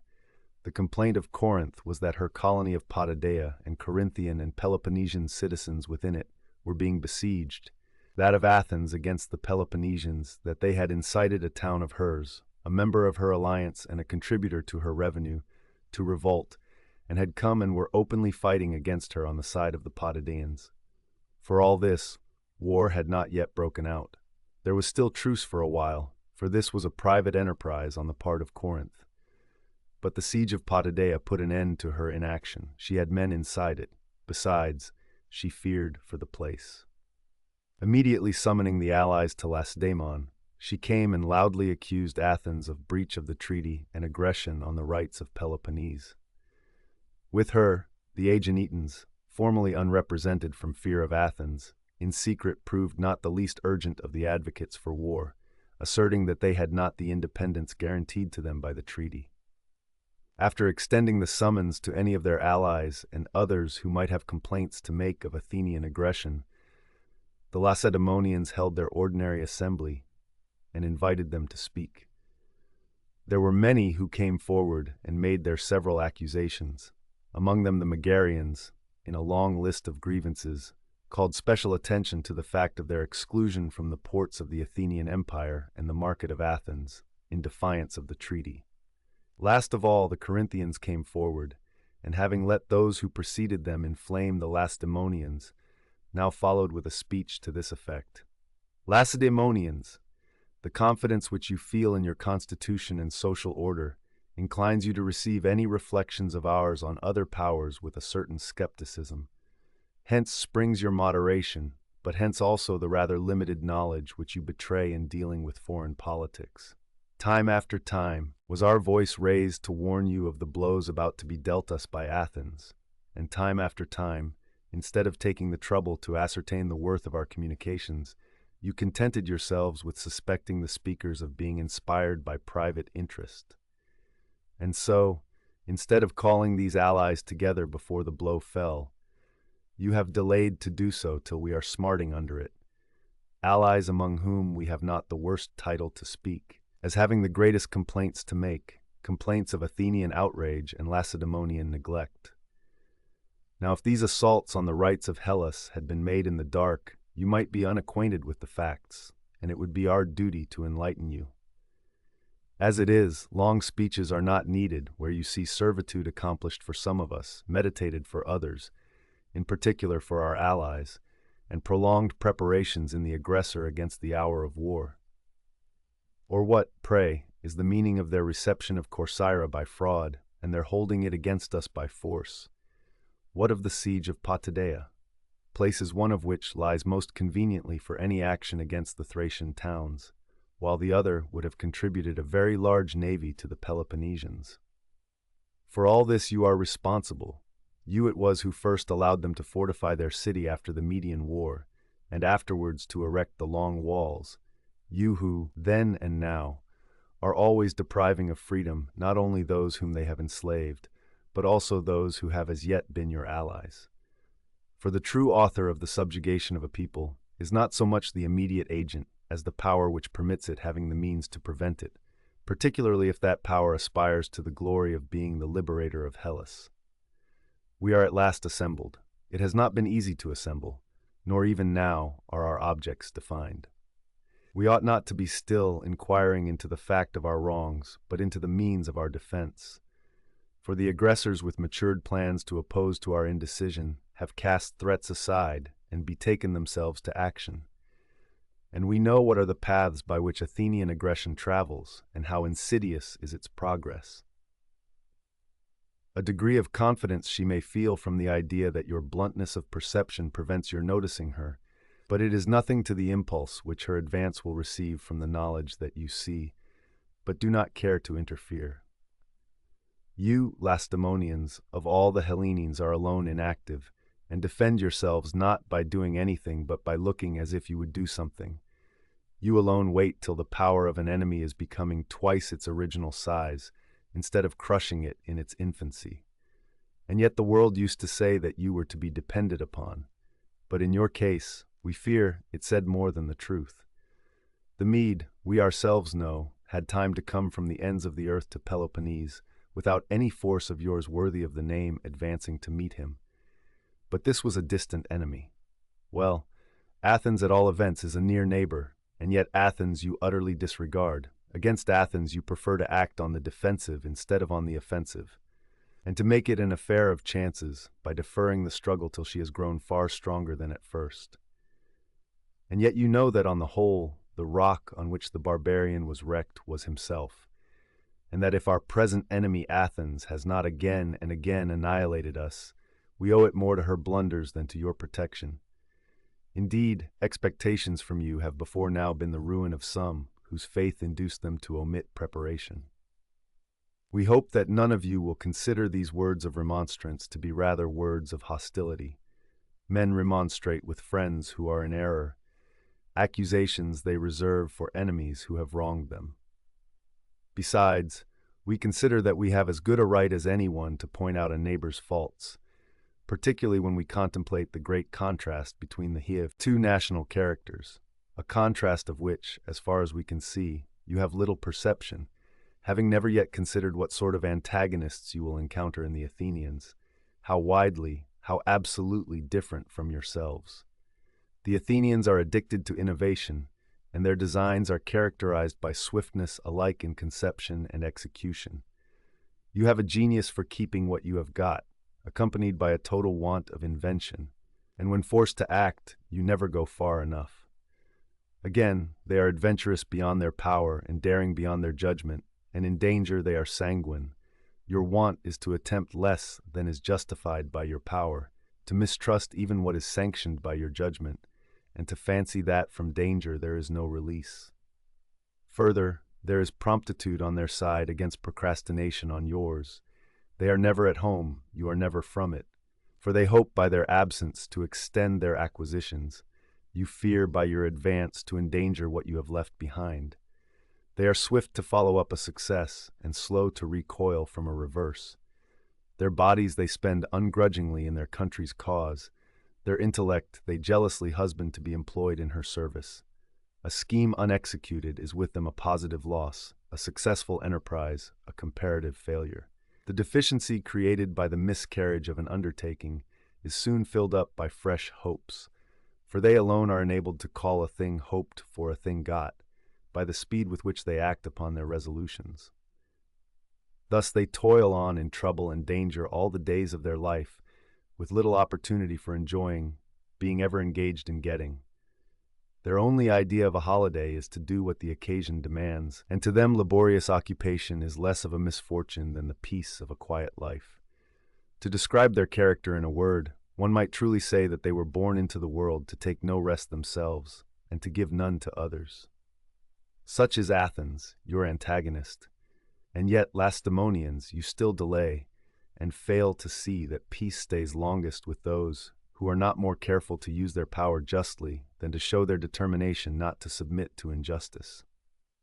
On the contrary, your ideal of fair dealing is based on the principle that, if you do not injure others, you need not risk your own fortunes in preventing others from injuring you. Now you could scarcely have succeeded in such a policy, even with a neighbor like yourselves, but in the present instance, as we have just shown, your habits are old-fashioned as compared with theirs. It is the law as in art, so in politics, that improvements ever prevail. And though fixed usages may be best for undisturbed communities, constant necessities of action must be accompanied by the constant improvement of methods. Thus it happens that the vast experience of Athens has carried her further than you on the path of innovation. Here at least, let your procrastination end. For the present, assist your allies, and Potida in particular, as you promised, by a speedy invasion of Attica, and do not sacrifice friends and kindred to their bitterest enemies, and drive the rest of us in despair to some other alliance. Such a step would not be condemned either by the gods who received our oaths, or by the men who witnessed them. The breach of a treaty cannot be laid to the people whom desertion compels to seek new relations, but to the power that fails to assist its confederate.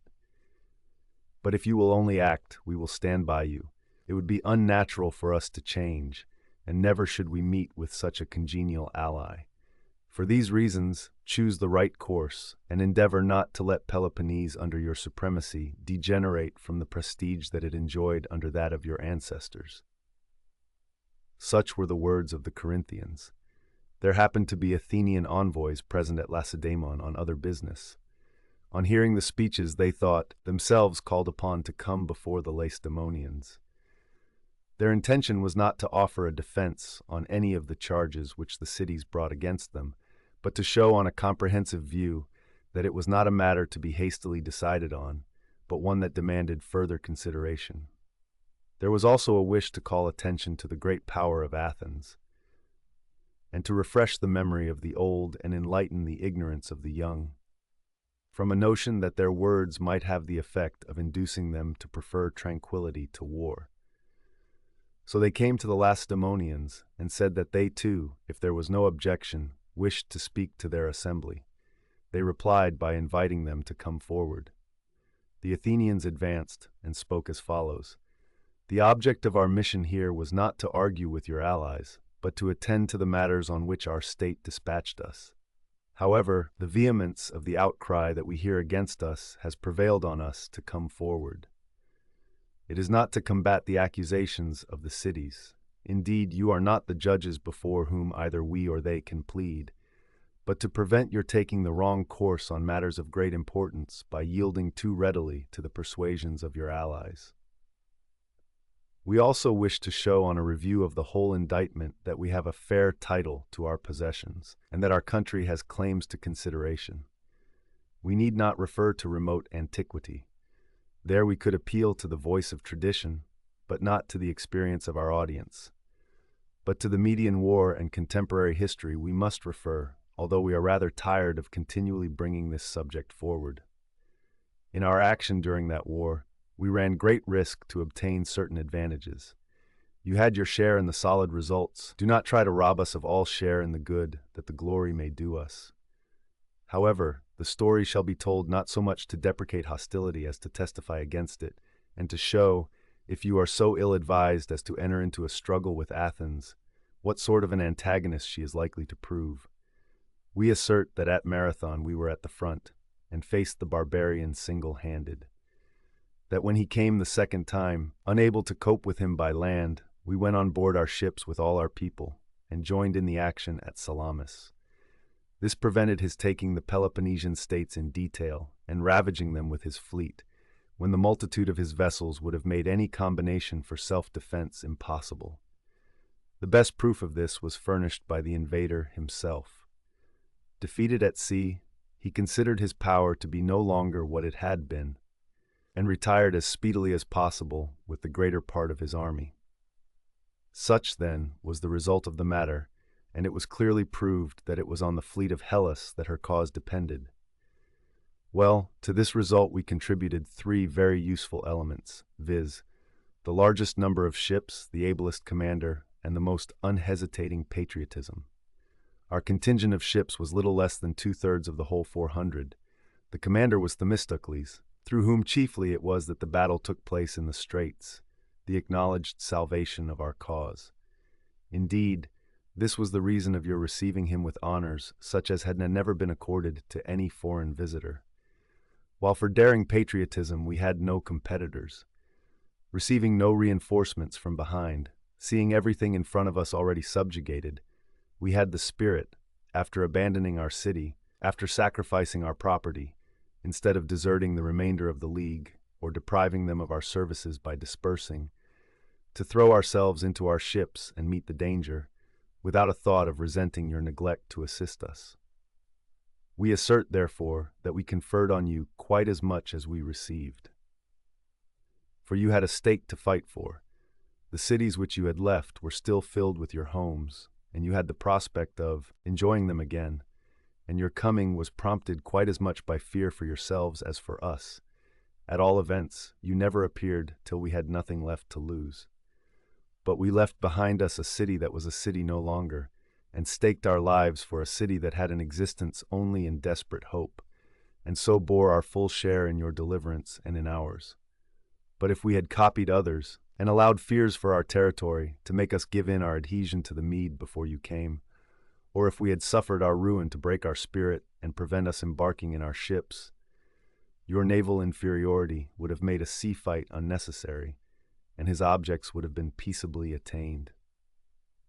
Surely, Lacedaemonians, neither by the patriotism that we displayed at that crisis, nor by the wisdom of our counsels, do we merit our extreme unpopularity with the Hellenes, not at least unpopularity for our empire.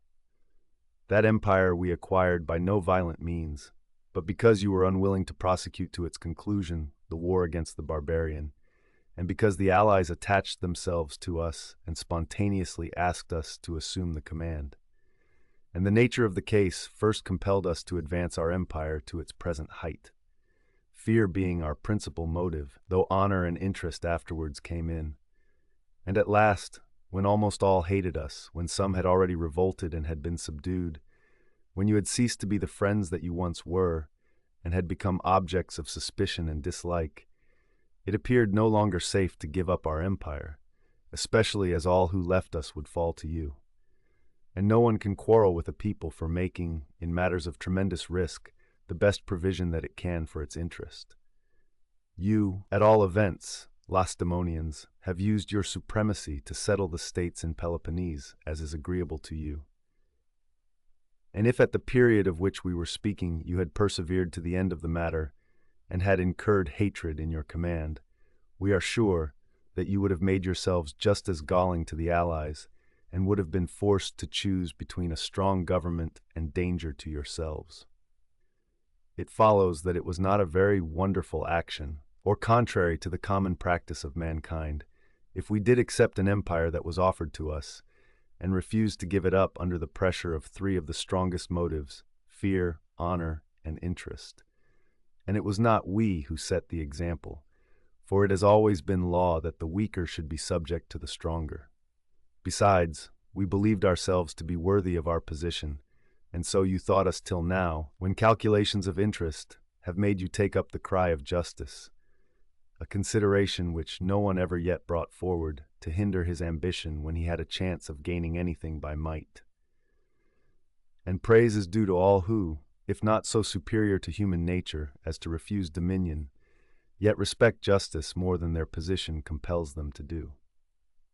We imagine that our moderation would be best demonstrated by the conduct of others who should be placed in our position, but even our equity has very unreasonably subjected us to condemnation instead of approval. Our abatement of our rights in the contract trials with our allies, and our causing them to be decided by impartial laws at Athens, have gained us the character of being litigious, and none care to inquire why this reproach is not brought against other imperial powers, who treat their subjects with less moderation than we do, the secret being that where force can be used, law is not needed. But our subjects are so habituated to associate with us as equals, that any defeat whatever that clashes with their notions of justice, whether it proceeds from a legal judgment or from the power which our empire gives us, makes them forget to be grateful for being allowed to retain most of their possessions, and more vexed at a part being taken than if we had from the first cast law aside and openly gratified our covetousness. If we had done so, not even would they have disputed that the weaker must give way to the stronger. Men's indignation, it seems, is more excited by legal wrong than by violent wrong. The first looks like being cheated by an equal, the second like being compelled by a superior. At all events, they contrive to put up with much worse treatment than this from the Mede. Yet they think our rule severe, and this is to be expected, for the present always weighs heavy on the conquered. This at least is certain. If you were to succeed in overthrowing us and in taking our place, you would speedily lose the popularity with which fear of us has invested you, if your policy of today is at all to tally with the sample that you gave of it during the brief period of your command against the Mede. Not only is your life at home regulated by rules and institutions incompatible with those of others, but your citizens abroad act neither on these rules nor on those which are recognized by the rest of Hellas. Take time then in forming your resolution, as the matter is of great importance, and do not be persuaded by the opinions and complaints of others to bring trouble on yourselves, but consider the vast influence of accident in war before you are engaged in it. As it continues, it generally becomes an affair of chances, chances from which neither of us is exempt, and whose event we must risk in the dark. It is a common mistake in going to war to begin at the wrong end, to act first, and wait for disaster to discuss the matter. But we are not yet by any means so misguided, nor, so far as we can see, are you. Accordingly, while it is still open to us both to choose aright, we bid you not to dissolve the treaty or to break your oaths, but to have our differences settled by arbitration according to our agreement. Or else we take the gods who heard the oaths to witness, and if you begin hostilities, whatever line of action you choose, we will try not to be behindhand in repelling you. Such were the words of the Athenians. After the Lacedaemonians had heard the complaints of the allies against the Athenians and the observations of the latter, they made all withdraw and consulted by themselves on the question before them. The opinions of the majority all led to the same conclusion. The Athenians were open aggressors, and war must be declared at once. But Archidamus, the Lacedaemonian king, came forward, who had the reputation of being at once a wise and a moderate man, and made the following speech. I have not lived so long, Lacedaemonians, without having had the experience of many wars, and I see those among you of the same age as myself, who will not fall into the common misfortune of longing for war from inexperience or from a belief in its advantage and its safety. This, the war on which you are now debating, would be one of the greatest magnitude, on a sober consideration of the matter. In a struggle with Peloponnesians and neighbors, our strength is of the same character, and it is possible to move swiftly on the different points. But a struggle with a people who live in a distant land, who have also an extraordinary familiarity with the sea, and who are in the highest state of preparation in every other department, with wealth private and public, with ships and horses and heavy infantry, and a population such as no one other Hellenic place can equal, and lastly, a number of tributary allies, What can justify us in rashly beginning such a struggle? Wherein is our trust that we should rush on it unprepared? Is it in our ships? There we are inferior, while if we are to practice and become a match for them, time must intervene. Is it in our money? There we have a far greater deficiency. We neither have it in our treasury, nor are we ready to contribute it from our private funds. Confidence might possibly be felt in our superiority in heavy infantry and population, which will enable us to invade and devastate their lands. But the Athenians have plenty of other land in their empire, and can import what they want by sea. Again, if we are to attempt an insurrection of their allies, these will have to be supported with a fleet, most of them being islanders. What then is to be our war? For unless we can either beat them at sea, or deprive them of the revenues which feed their navy, we shall meet with little but disaster. Meanwhile, our honor will be pledged to keeping on, particularly if it be the opinion that we began the quarrel. For let us never be elated by the fatal hope of the war being quickly ended by the devastation of their lands. I fear rather that we may leave it as a legacy to our children. So improbable is it that the Athenian spirit will be the slave of their land, or Athenian experience be cowed by war. Not that I would bid you be so unfeeling as to suffer them to injure your allies, and to refrain from unmasking their intrigues, but I do bid you not to take up arms at once, but to send and remonstrate with them in a tone not too suggestive of war, nor again too suggestive of submission, and to employ the interval in perfecting our own preparations. The means will be, first, the acquisition of allies, Hellenic or barbarian, it matters not, so long as they are an accession to our strength, naval or pecuniary. I say Hellenic or barbarian, because the odium of such an accession to all who thus are the objects of the designs of the Athenians is taken away by the law of self-preservation. And secondly, the development of our home resources. If they listen to our embassy, so much the better. But if not, after the lapse of 2 or 3 years, our position will have become materially strengthened, and we can then attack them if we think proper. Perhaps by that time the sight of our preparations, backed by language equally significant, will have disposed them to submission, while their land is still untouched, and while their counsels may be directed to the retention of advantages as yet undestroyed. For the only light in which you can view their land is that of a hostage in your hands. A hostage, the more valuable, the better it is cultivated. This you ought to spare as long as possible, and not make them desperate, and so increase the difficulty of dealing with them. For if while still unprepared, hurried away by the complaints of our allies, we are induced to lay it waste, have a care that we do not bring deep disgrace and deep perplexity upon Peloponnese. Complaints, whether of communities or individuals, it is possible to adjust, but war undertaken by a coalition for sectional interests, whose progress there is no means of foreseeing, does not easily admit of creditable settlement. And none need think it cowardice for a number of confederates to pause before they attack a single city. The Athenians have allies as numerous as our own, and allies that pay tribute, and war is a matter not so much of arms as of money, which makes arms of use. And this is more than ever true in a struggle between a continental and a maritime power. First, then, let us provide money, and not allow ourselves to be carried away by the talk of our allies before we have done so, as we shall have the largest share of responsibility for the consequences, be they good or bad. We have also a right to a tranquil inquiry respecting them.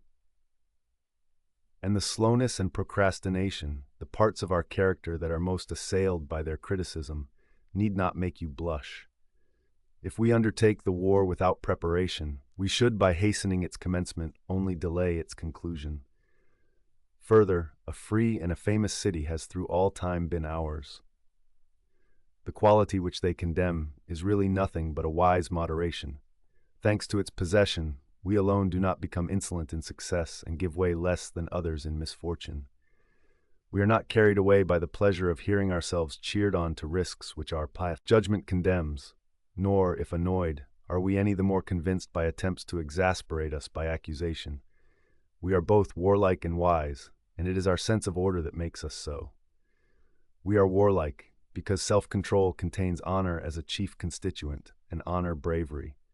And we are wise because we are educated with too little learning to despise the laws, and with too severe a self-control to disobey them, and are brought up not to be too knowing in useless matters, such as the knowledge which can give a specious criticism of an enemy's plans in theory, but fails to assail them with equal success in practice, but are taught to consider that the schemes of our enemies are not dissimilar to our own, and that the freaks of chance are not determinable by calculation.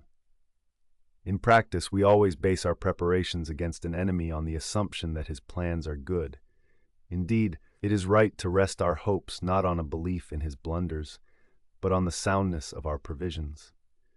Nor ought we to believe that there is much difference between man and man, but to think that the superiority lies with him who is reared in the severest school. These practices, then, which our ancestors have delivered to us, and by whose maintenance we have always profited, must not be given up, and we must not be hurried into deciding in a day's brief space a question which concerns many lives and fortunes and many cities, and in which honor is deeply involved. But we must decide calmly. This our strength peculiarly enables us to do. As for the Athenians, send to them on the matter of Potidæa, send on the matter of the alleged wrongs of the allies, particularly as they are prepared with legal satisfaction, and to proceed against one who offers arbitration as against a wrongdoer, law forbids. Meanwhile, do not omit preparation for war. This decision will be the best for yourselves, the most terrible to your opponents. Such were the words of Archidamus. Last came forward Sthenelaidas, one of the ephors for that year, and spoke to the Lacedaemonians as follows. The long speech of the Athenians I do not pretend to understand. They said a good deal in praise of themselves, but nowhere denied that they are injuring our allies and Peloponnese. And yet if they behaved well against the Mede then, but ill towards us now, they deserve double punishment for having ceased to be good and for having become bad. We meanwhile are the same then and now, and shall not, if we are wise, disregard the wrongs of our allies, or put off till tomorrow the duty of assisting those who must suffer today. Others have much money and ships and horses, but we have good allies whom we must not give up to the Athenians, nor by lawsuits and words decide the matter, as it is anything but in word that we are harmed, but render instant and powerful help. And let us not be told that it is fitting for us to deliberate under injustice. Long deliberation is rather fitting for those who have injustice in contemplation. Vote therefore, Lacedaemonians, for war, as the honor of Sparta demands, and neither allow the further aggrandizement of Athens, nor betray our allies to ruin, but with the gods let us advance against the aggressors. With these words he, as ephor, himself put the question to the assembly of the Lacedaemonians. He said that he could not determine which was the loudest acclamation. Their mode of decision is by acclamation, not by voting. The fact being that he wished to make them declare their opinion openly, and thus to increase their ardor for war. Accordingly, he said, all Lacedaemonians who are of opinion that the treaty has been broken, and that Athens is guilty, leave your seats and go there, pointing out a certain place. All who are of the opposite opinion there. They accordingly stood up and divided, and those who held that the treaty had been broken were in a decided majority. Summoning the allies, they told them that their opinion was that Athens had been guilty of injustice, but that they wished to convoke all the allies and put it to the vote, in order that they might make war, if they decided to do so, on a common resolution. Having thus gained their point, the delegates returned home at once, the Athenian envoys a little later, when they had dispatched the objects of their mission. This decision of the assembly, judging that the treaty had been broken, was made in the 14th year of the 30 years' truce, which was entered into after the affair of Euboea. The Lacedaemonians voted that the treaty had been broken, and that the war must be declared, not so much because they were persuaded by the arguments of the allies, as because they feared the growth of the power of the Athenians, seeing most of Hellas already subject to them. Chapter 4. From the end of the Persian to the beginning of the Peloponnesian War, the progress from supremacy to empire. The way in which Athens came to be placed in the circumstances under which her power grew was this. After the Medes had returned from Europe, defeated by sea and land by the Hellenes, and after those of them who had fled with their ships to Mycale had been destroyed, Leotychides, king of the Lacedaemonians, the commander of the Hellenes at Mycale, departed home with the allies from Peloponnese. But the Athenians and the allies from Ionia and Hellespont, who had now revolted from the king, remained and laid siege to Sestos, which was still held by the Medes. After wintering before it, they became masters of the place on its evacuation by the barbarians, and after this they sailed away from Hellespont to their respective cities. Meanwhile, the Athenian people, after the departure of the barbarian from their country, at once proceeded to carry over their children and wives, and such property as they had left, from the places where they had deposited them, and prepared to rebuild their city and their walls. For only isolated portions of the circumference had been left standing, and most of the houses were in ruins, though a few remained, in which the Persian grandees had taken up their quarters. Perceiving what they were going to do, the Lacedaemonians sent an embassy to Athens. They would have themselves preferred to see neither her nor any other city in possession of a wall, though here they acted principally at the instigation of their allies, who were alarmed at the strength of her newly acquired navy and the valor which she had displayed in the war with the Medes. They begged her not only to abstain from building walls for herself, but also to join them in throwing down the walls that still held together of the ultra-Peloponnesian cities. The real meaning of their advice, the suspicion that it contained against the Athenians, was not proclaimed. It was urged that so the barbarian, in the event of a third invasion, would not have any strong place, such as he now had in Thebes, for his base of operations, and that Peloponnese would suffice for all as a base both for retreat and offense. After the Lacedaemonians had thus spoken, they were, on the advice of Themistocles, immediately dismissed by the Athenians, with the answer that ambassadors should be sent to Sparta to discuss the question. Themistocles told the Athenians to send him off with all speed to Lacedaemon, but not to dispatch his colleagues as soon as they had selected them, but to wait until they had raised their wall to the height from which defense was possible. Meanwhile, the whole population in the city was to labor at the wall, the Athenians, their wives, and their children, sparing no edifice, private or public, which might be of any use to the work, but throwing all down. After giving these instructions, and adding that he would be responsible for all other matters there, he departed. Arrived at Lacedaemon, he did not seek an audience with the authorities, but tried to gain time and made excuses. When any of the government asked him why he did not appear in the assembly, he would say that he was waiting for his colleagues, who had been detained in Athens by some engagement. However, that he expected their speedy arrival, and wondered that they were not yet there. At first, the Lacedaemonians trusted the words of Themistocles, through their friendship for him, but when others arrived, all distinctly declaring that the work was going on and already attaining some elevation, they did not know how to disbelieve it. Aware of this, he told them that rumors are deceptive and should not be trusted. They should send some reputable persons from Sparta to inspect, whose report might be trusted. They dispatched them accordingly. Concerning these, Themistocles secretly sent word to the Athenians to detain them as far as possible without putting them under open constraint, and not to let them go until they had themselves returned. For his colleagues had now joined him, Abronichus, son of Lysicles, and Aristides, son of Lysimachus, with the news that the wall was sufficiently advanced, and he feared that when the Lacedaemonians heard the facts, they might refuse to let them go.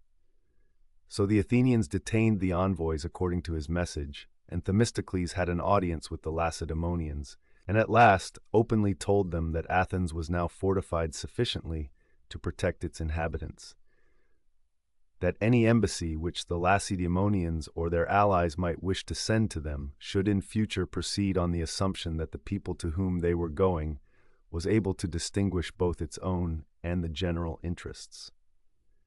That when the Athenians thought fit to abandon their city and to embark in their ships, they ventured on that perilous step without consulting them, and that on the other hand, wherever they had deliberated with the Lacedaemonians, they had proved themselves to be in judgment second to none.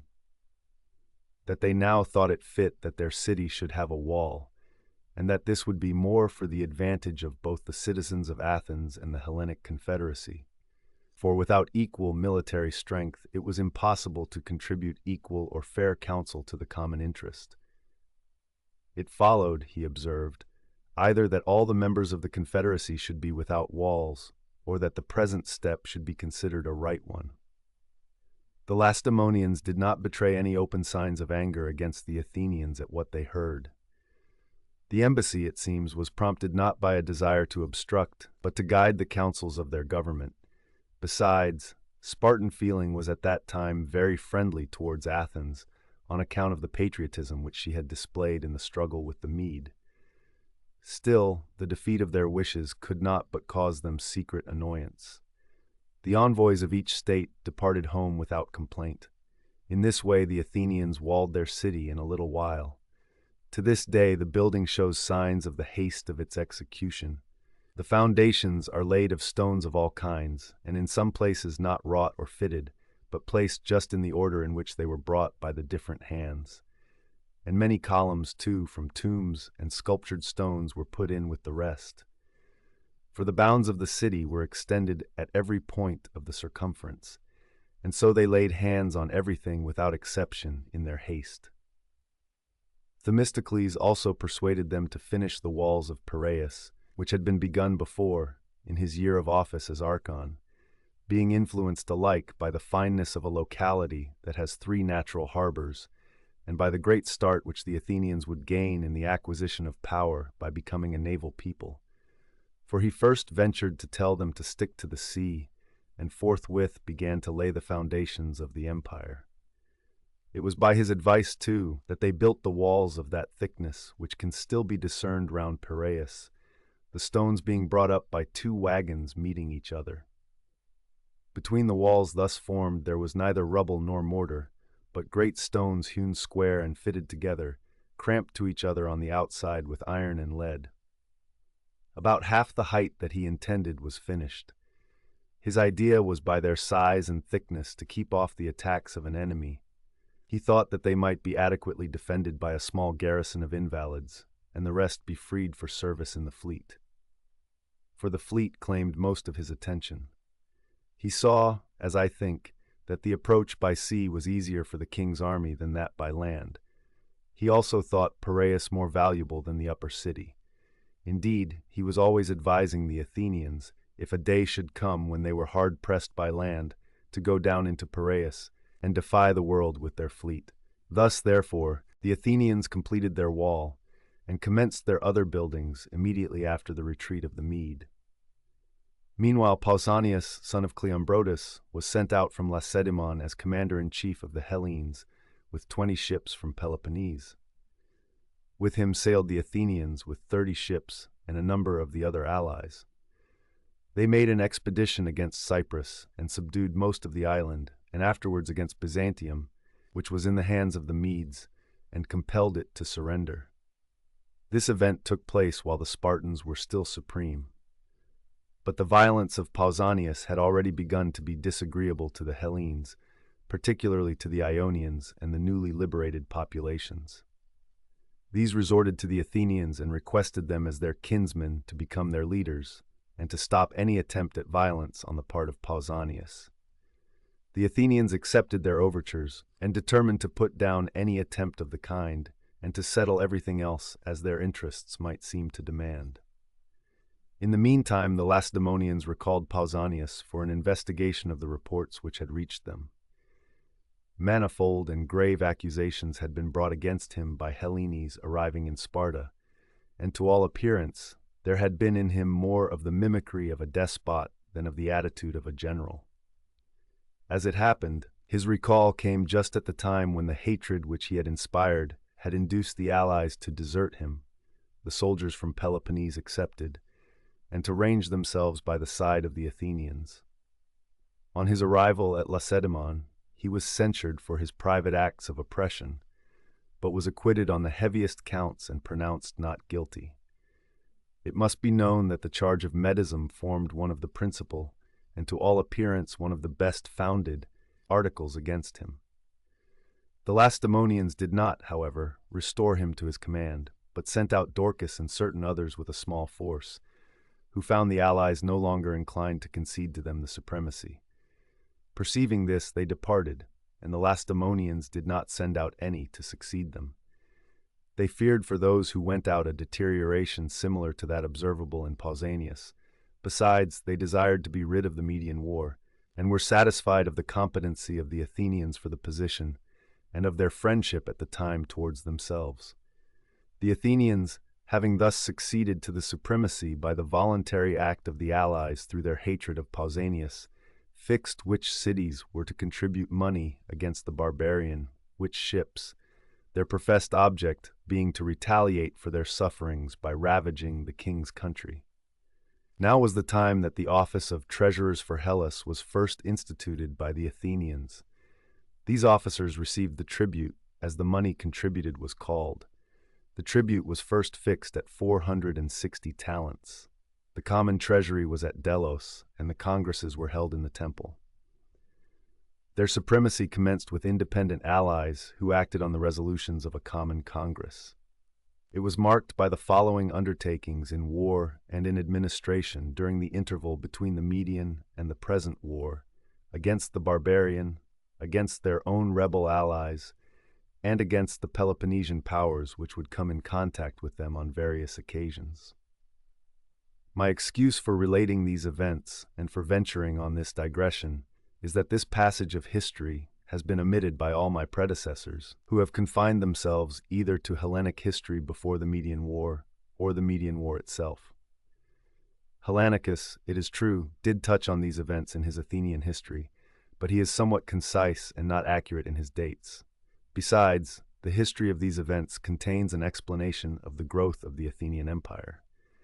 First, the Athenians besieged and captured Ion on the Strymon from the Medes and made slaves of the inhabitants, being under the command of Cimon, son of Miltiades.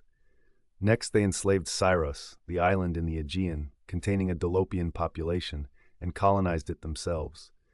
This was followed by a war against Charistus, in which the rest of Euboea remained neutral, and which was ended by surrender on conditions. After this, Naxos left the Confederacy, and a war ensued, and she had to return after a siege. This was the first instance of the engagement being broken by the subjugation of an allied city, a precedent which was followed by that of the rest in the order which circumstances prescribed. Of all the causes of defection, that connected with arrears of tribute and vessels, and with failure of service, was the chief. For the Athenians were very severe and exacting, and made themselves offensive by applying the screw of necessity to men who were not used to, and in fact, not disposed for any continuous labor. In some other respects, the Athenians were not the old popular rulers they had been at first, and if they had more than their fair share of service, it was correspondingly easy for them to reduce any that tried to leave the Confederacy. For this, the allies had themselves to blame, the wish to get off service making most of them arrange to pay their share of the expense in money instead of in ships, and so to avoid having to leave their homes. Thus, while Athens was increasing her navy with the funds which they contributed, a revolt always found them without resources or experience for war. Next, we come to the actions by land and by sea at the river Eurymedon, between the Athenians with their allies and the Medes, when the Athenians won both battles on the same day under the conduct of Cimon, son of Miltiades, and captured and destroyed the whole Phoenician fleet, consisting of 200 vessels. Some time afterwards occurred the defection of the Thasians, caused by disagreements about the marts on the opposite coast of Thrace and about the mine in their possession. Sailing with a fleet to Thasos, the Athenians defeated them at sea and effected a landing on the island. About the same time, they sent 10,000 settlers of their own citizens and the allies to settle the place, then called Enia Hodoi, or 9 Ways, now Amphipolis. They succeeded in gaining possession of Enia Hodoi from the Edonians, but on advancing into the interior of Thrace were cut off in Drabescus, a town of the Edonians, by the assembled Thracians, who regarded the settlement of the place Enia Hodoi as an act of hostility. Meanwhile, the Thasians, being defeated in the field and suffering siege, appealed to Lacedaemon and desired her to assist them by an invasion of Attica. Without informing Athens, She promised and intended to do so, but was prevented by the occurrence of the earthquake, accompanied by the secession of the Helots and the Thuriats and Athenians of the Perioeci to Ithome. Most of the Helots were the descendants of the old Messenians that were enslaved in the famous war, and so all of them came to be called Messenians.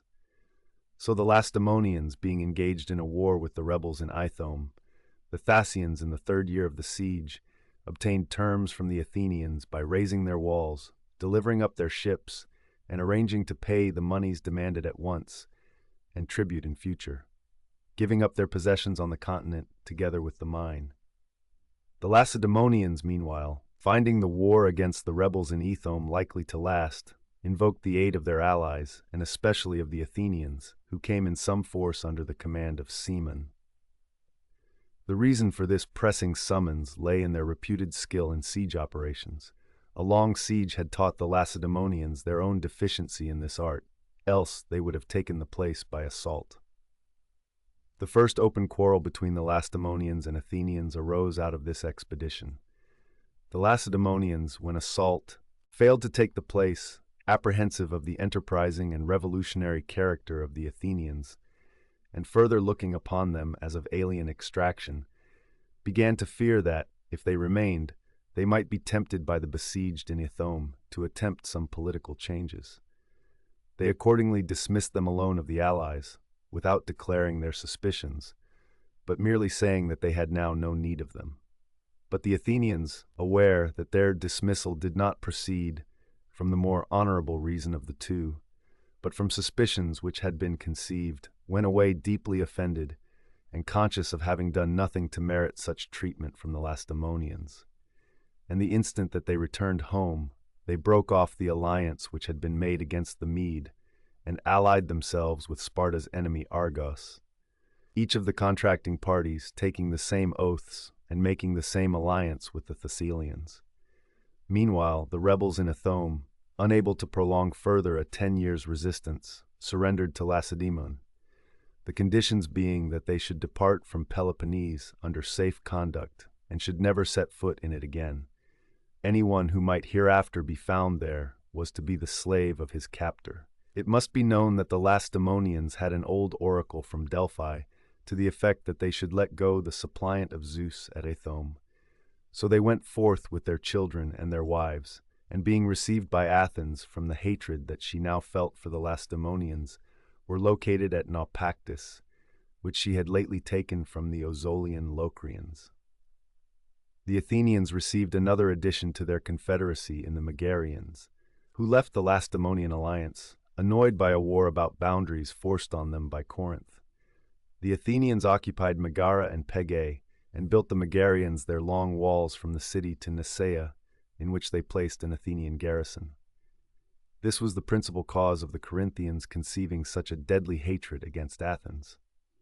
Meanwhile, Inaros, son of Psammetichus, a Libyan king of the Libyans on the Egyptian border, having his headquarters at Marea, the town above Pharos, caused a revolt of almost the whole of Egypt from King Artaxerxes, and, placing himself at its head, invited the Athenians to his assistance. Abandoning a Cyprian expedition upon which they happened to be engaged with 200 ships of their own and their allies, they arrived in Egypt and sailed from the sea into the Nile, and making themselves masters of the river and 2/3 of Memphis, addressed themselves to the attack of the remaining third, which is called White Castle. Within it were Persians and Medes who had taken refuge there, and Egyptians who had not joined the rebellion. Meanwhile, the Athenians, making a descent from their fleet upon Haliae, were engaged by a force of Corinthians and Epidaurians, and the Corinthians were victorious. Afterwards, the Athenians engaged the Peloponnesian fleet off Secrephalia, and the Athenians were victorious. Subsequently, war broke out between Aegina and Athens, and there was a great battle at sea off Aegina between the Athenians and Aeginetans, each being aided by their allies, in which victory remained with the Athenians, who took 70 of the enemy's ships, and landed in the country, and commenced a siege under the command of Leocrates, son of Strobus.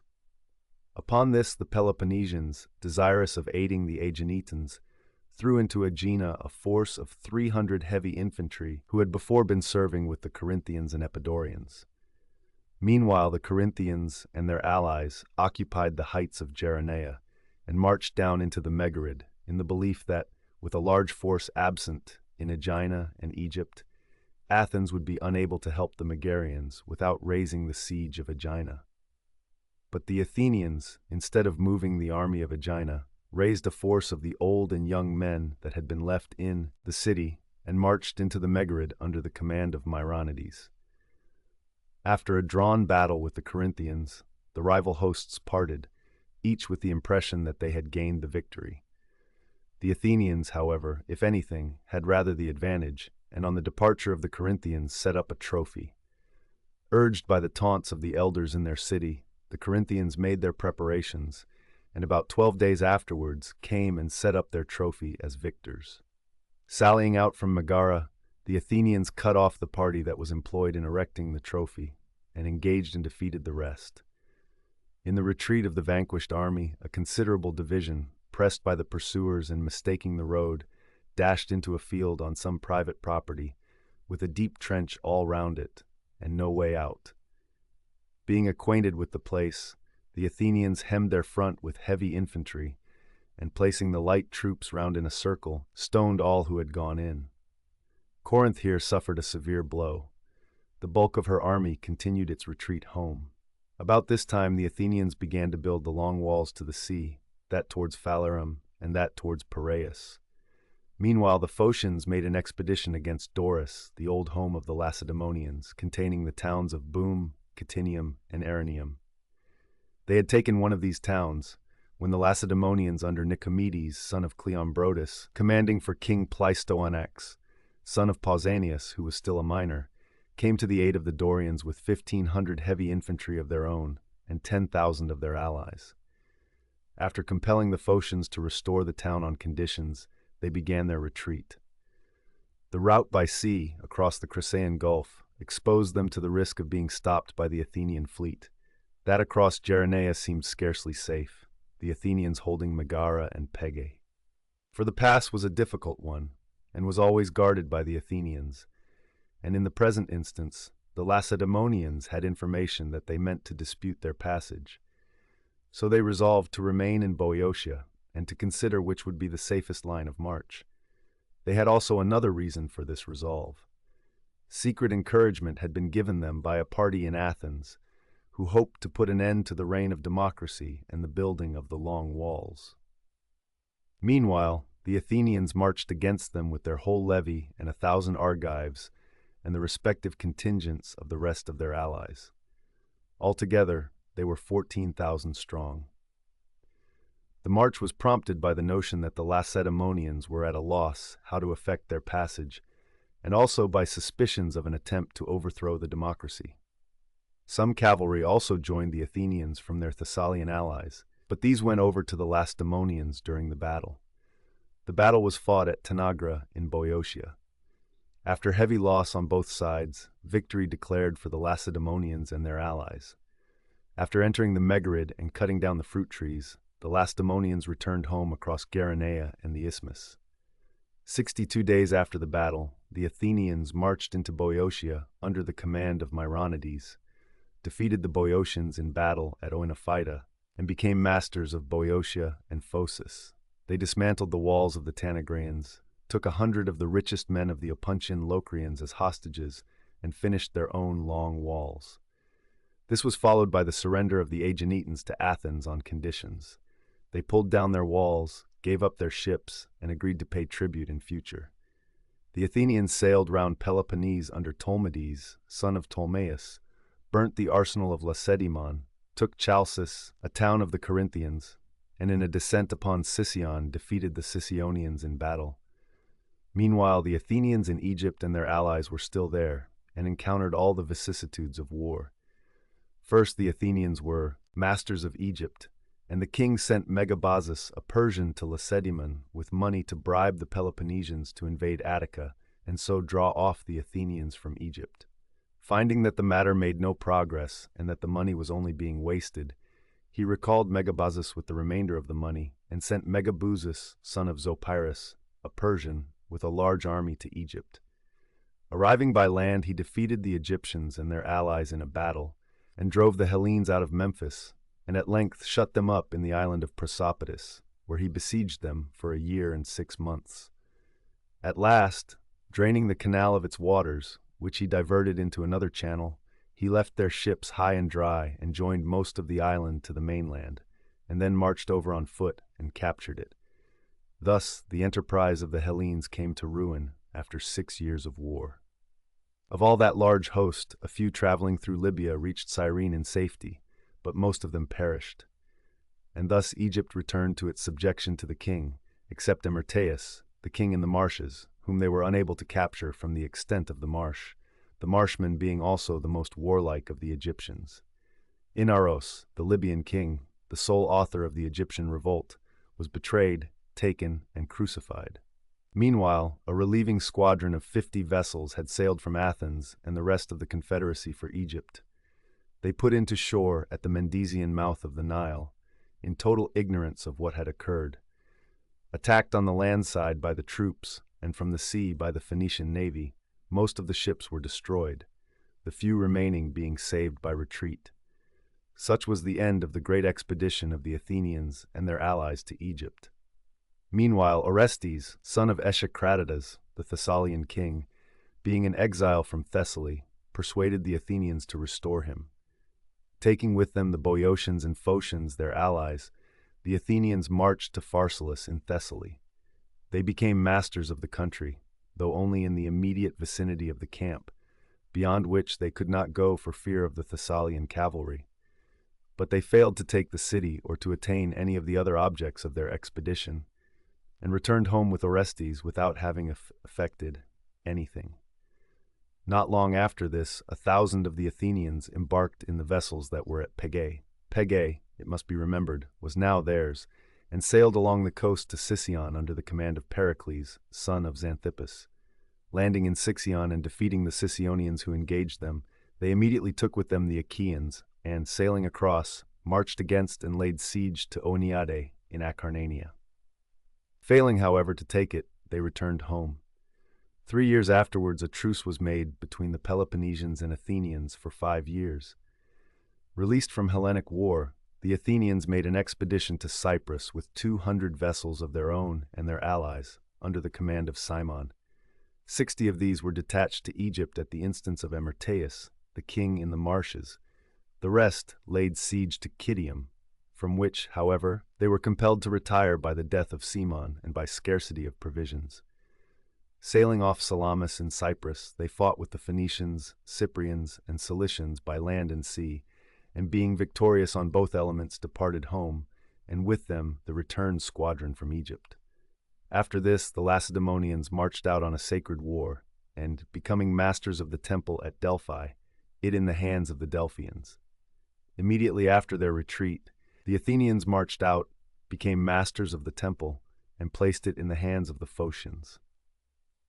Some time after this, Orchomenus, Chaeronea, and some other places in Boeotia being in the hands of the Boeotian exiles, the Athenians marched against the above-mentioned hostile places with 1,000 Athenian heavy infantry and the allied contingents, under the command of Tolmides, son of Ptolemaeus. They took Chaeronea and made slaves of the inhabitants, and, leaving a garrison, commenced their return.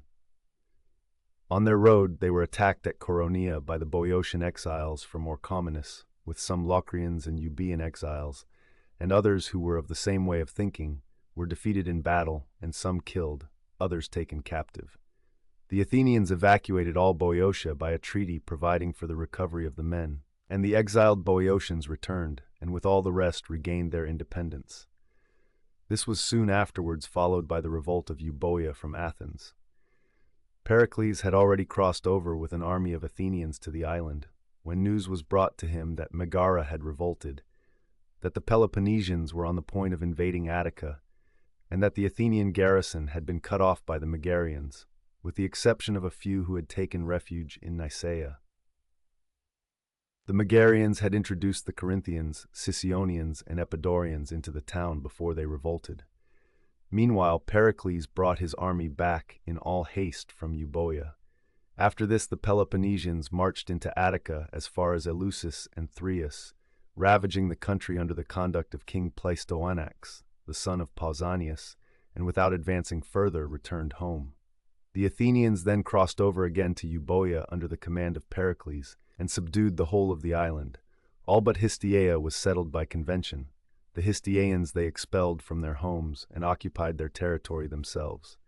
Not long after their return from Euboea, they made a truce with the Lacedaemonians and their allies for 30 years, giving up the posts which they occupied in Peloponnese, Nicaea, Pegae, Troezen, and Achaia.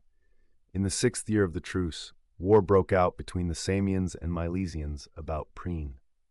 Worsted in the war, the Milesians came to Athens with loud complaints against the Samians. In this they were joined by certain private persons from Samos itself, who wished to revolutionize the government. Accordingly, the Athenians sailed to Samos with 40 ships and set up a democracy, took hostages from the Samians, 50 boys and as many men, lodged them in Lemnos, and after leaving a garrison in the island returned home. But some of the Samians had not remained in the island, but had fled to the continent. Making an agreement with the most powerful of those in the city, and an alliance with Pissuthnes, son of Hystaspes, the then satrap of Sardis, they got together a force of 700 mercenaries, and under cover of night crossed over to Samos. Their first step was to rise on the commons, most of whom they secured, their next to steal their hostages from Lemnos, after which they revolted, gave up the Athenian garrison left with them and its commanders to Pissuthnes, and instantly prepared for an expedition against Miletus. The Byzantines also revolted with them. As soon as the Athenians heard the news, they sailed with 60 ships against Samos. 16 of these went to Caria to look out for the Phoenician fleet, and to Chios and Lesbos carrying round orders for reinforcements, and so never engaged. But 44 ships under the command of Pericles with 9 colleagues gave battle, off the island of Tragia, to 70 Samian vessels, of which 20 were transports, as they were sailing from Miletus. Victory remained with the Athenians. Reinforced afterwards by 40 ships from Athens and 25 Chian and Lesbian vessels, the Athenians landed and, having the superiority by land, invested the city with 3 walls. It was also invested from the sea. Meanwhile, Pericles took 60 ships from the blockading squadron and departed in haste for Caunus and Caria, intelligence having been brought in of the approach of the Phoenician fleet to the aid of the Samians. Indeed, Stesagoras and others had left the island with 5 ships to bring them. But in the meantime, the Samians made a sudden sally and fell on the camp, which they found unfortified. Destroying the lookout vessels and engaging and defeating such as were being launched to meet them, they remained masters of their own seas for 14 days, and carried in and carried out what they pleased.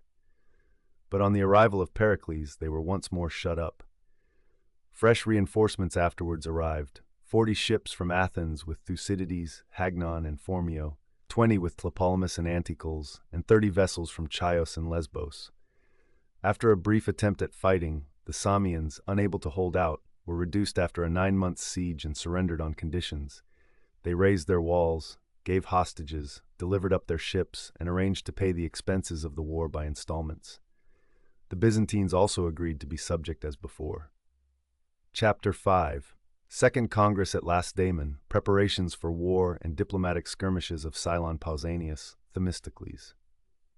After this, though not many years later, we at length come to what has been already related, the affairs of Corcyra and Potiaea, and the events that served as a pretext for the present war. All these actions of the Hellenes against each other and the barbarian occurred in the 50 years interval between the retreat of Xerxes and the beginning of the present war. During this interval, the Athenians succeeded in placing their empire on a firmer basis and advanced their own home power to a very great height. The Lacedaemonians, though fully aware of it, opposed it only for a little while, but remained inactive during most of the period, being of old slow to go to war except under the pressure of necessity, and in the present instance being hampered by wars at home, until the growth of the Athenian power could be no longer ignored, and their own confederacy became the object of its encroachments. They then felt that they could endure it no longer, but that the time had come for them to throw themselves heart and soul upon the hostile power and break it if they could by commencing the present war.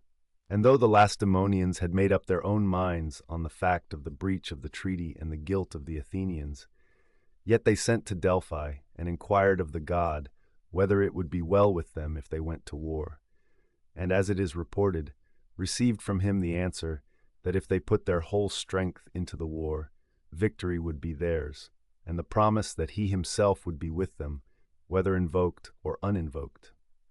Still they wished to summon their allies again, and to take their vote on the propriety of making war.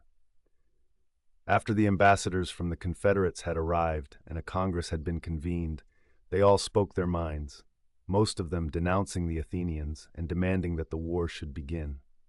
In particular, the Corinthians. They had before, on their own account, canvassed the cities in detail to induce them to vote for the war, in the fear that it might come too late to save Potidæa. They were present also on this occasion, and came forward the last and made the following speech. Fellow allies, we can no longer accuse the Lacedaemonians of having failed in their duty. They have not only voted for war themselves, but have assembled us here for that purpose. We say their duty, for supremacy has its duties. Besides equitably administering private interests, leaders are required to show a special care for the common welfare, in return for the special honors accorded to them by all in other ways. For ourselves, all who have already had dealings with the Athenians require no warning to be on their guard against them.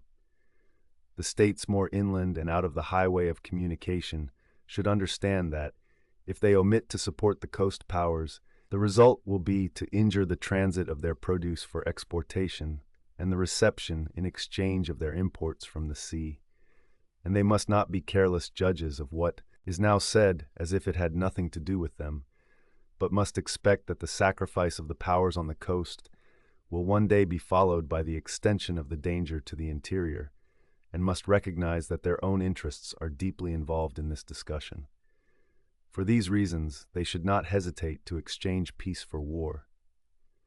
If wise men remain quiet, while they are not injured, brave men abandon peace for war when they are injured, returning to an understanding on a favorable opportunity.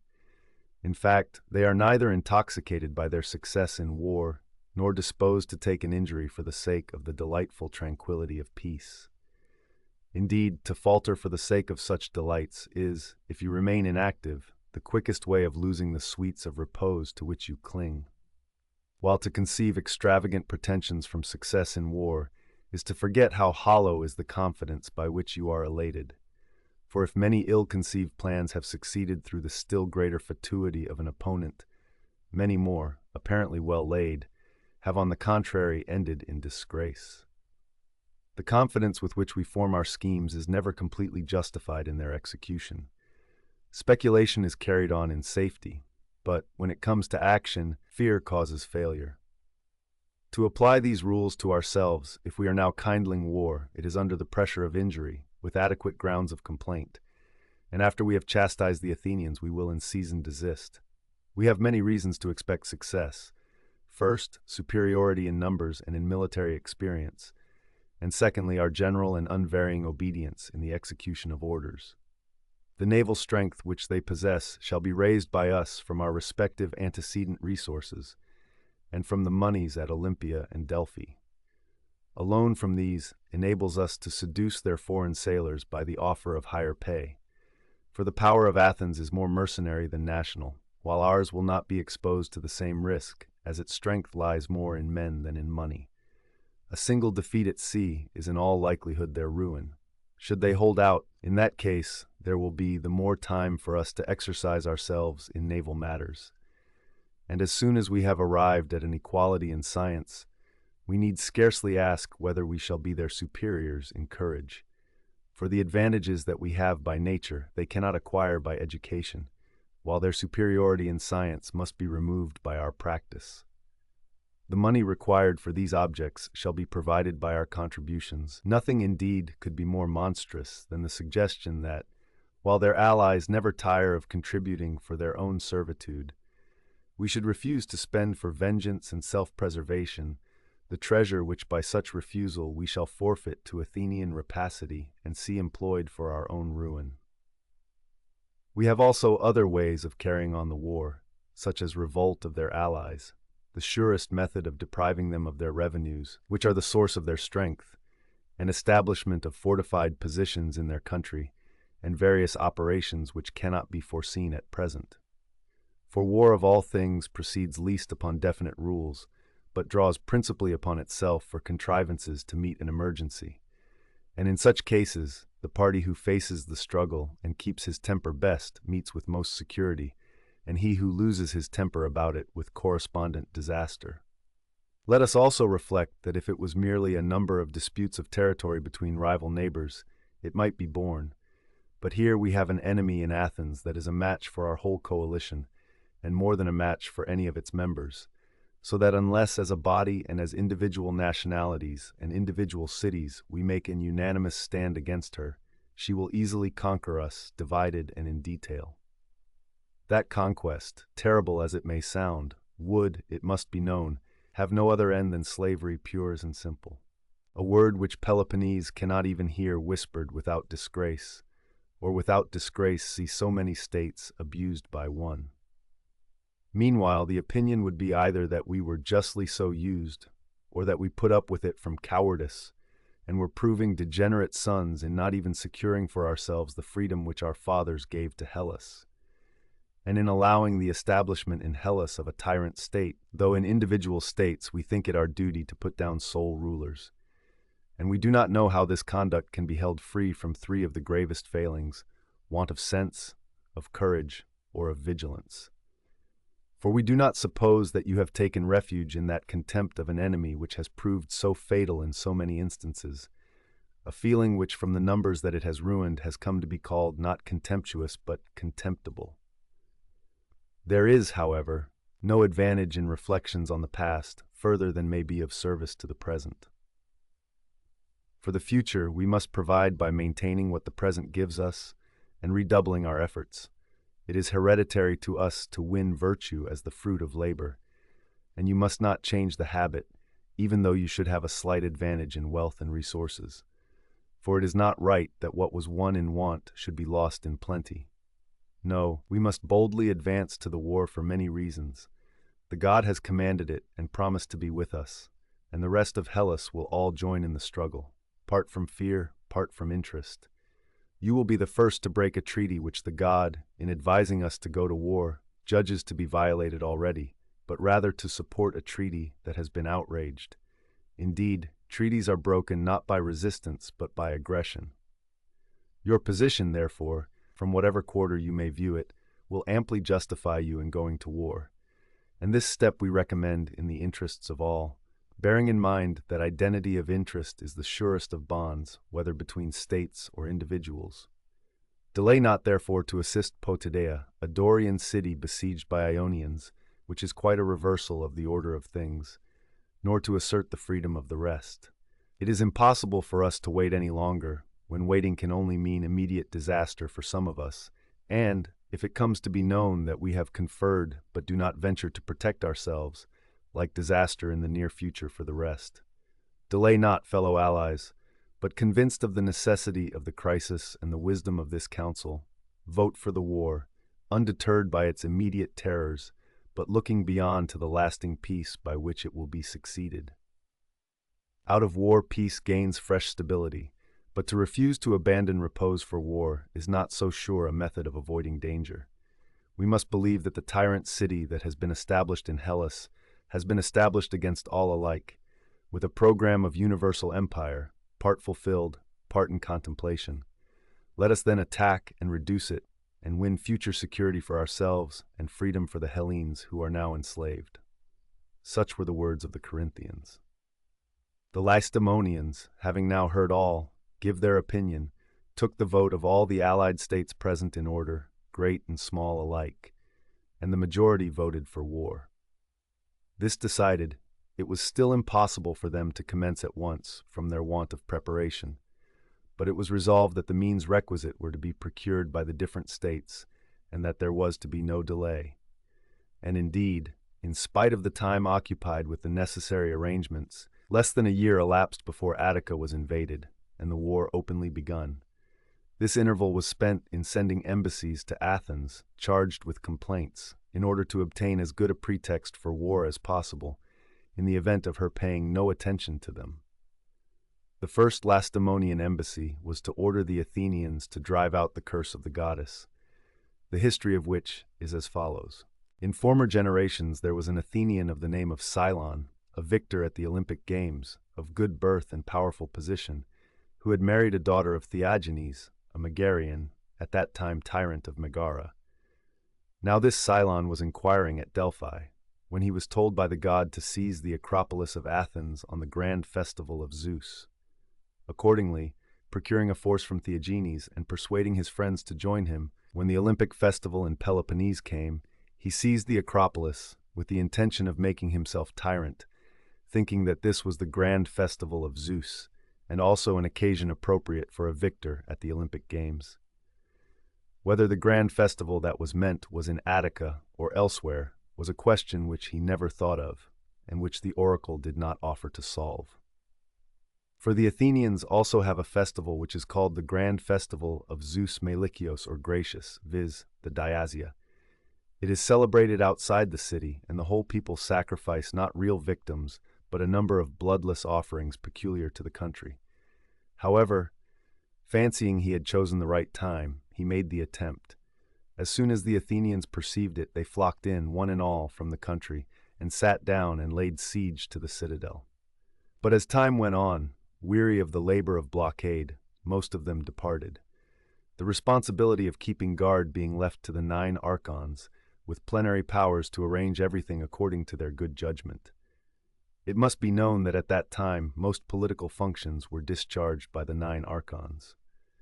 Meanwhile, Cylon and his besieged companions were distressed for want of food and water. Accordingly, Cylon and his brother made their escape, but the rest being hard-pressed, and some even dying of famine, seated themselves as suppliants at the altar in the Acropolis.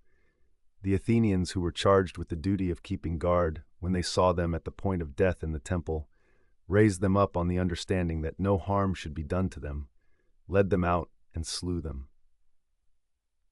Some who, as they passed by, took refuge at the altars of the awful goddesses, were dispatched on the spot. From this deed the men who killed them were called accursed and guilty against the goddess, they and their descendants. Accordingly, these cursed ones were driven out by the Athenians, driven out again by Cleomenes of Lacedaemon and an Athenian faction. The living were driven out, and the bones of the dead were taken up. Thus they were cast out. For all that, they came back afterwards, and their descendants are still in the city.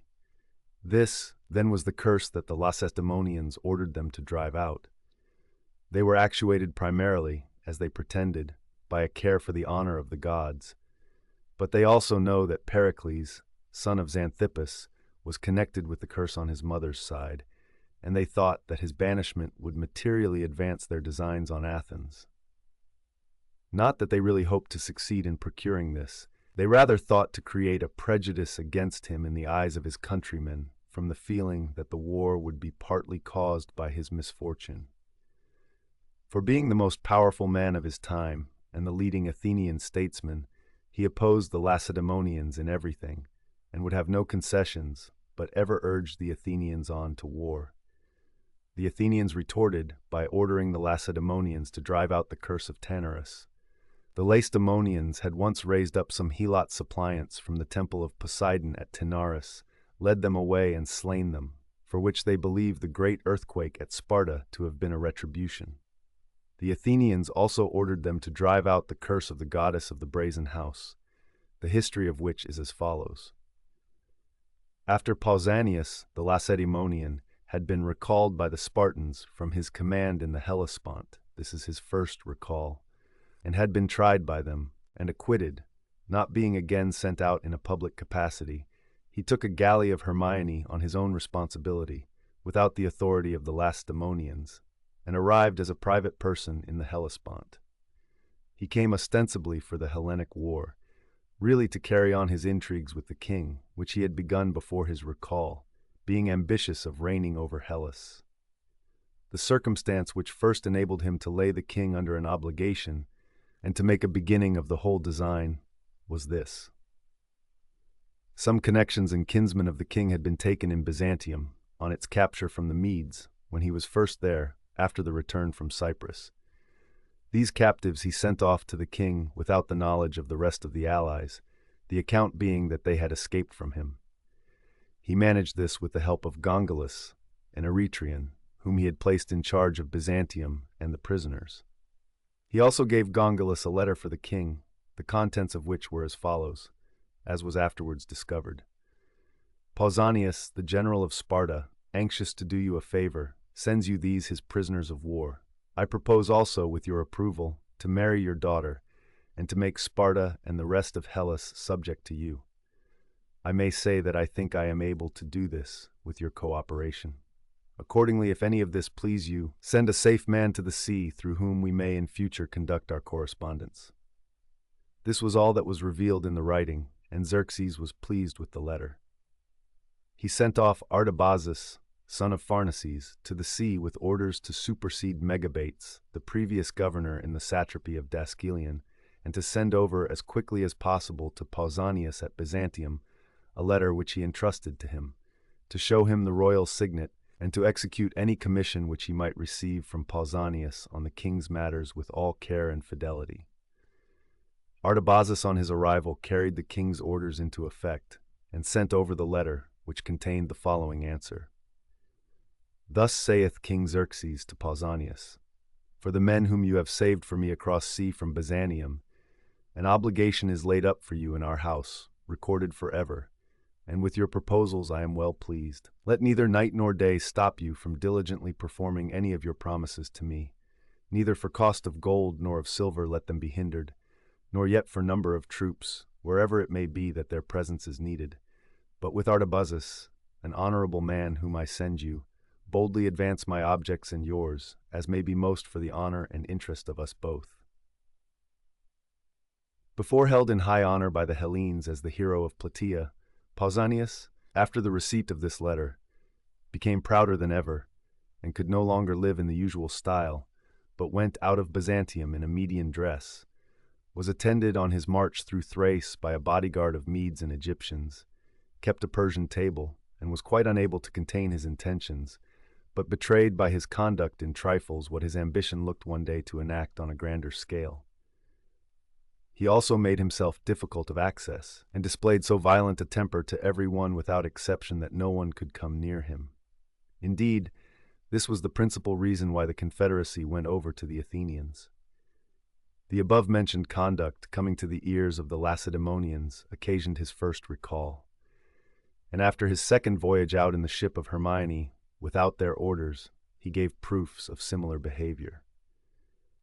Besieged and expelled from Byzantium by the Athenians, he did not return to Sparta, but news came that he had settled at Colone in the Troad, and was intriguing with the barbarians, and that his stay there was for no good purpose. And the ephors, now no longer hesitating, sent him a herald and a cytale with orders to accompany the herald or be declared a public enemy. Anxious above everything to avoid suspicion and confident that he could quash the charge by means of money, he returned a second time to Sparta.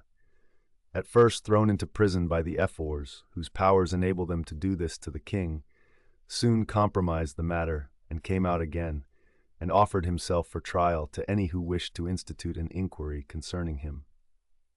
Now the Spartans had no tangible proof against him, neither his enemies nor the nation, of that indubitable kind required for the punishment of a member of the royal family, and at that moment in high office, he being regent for his first cousin, King Pleistarchus, Leonidas's son, who was still a minor.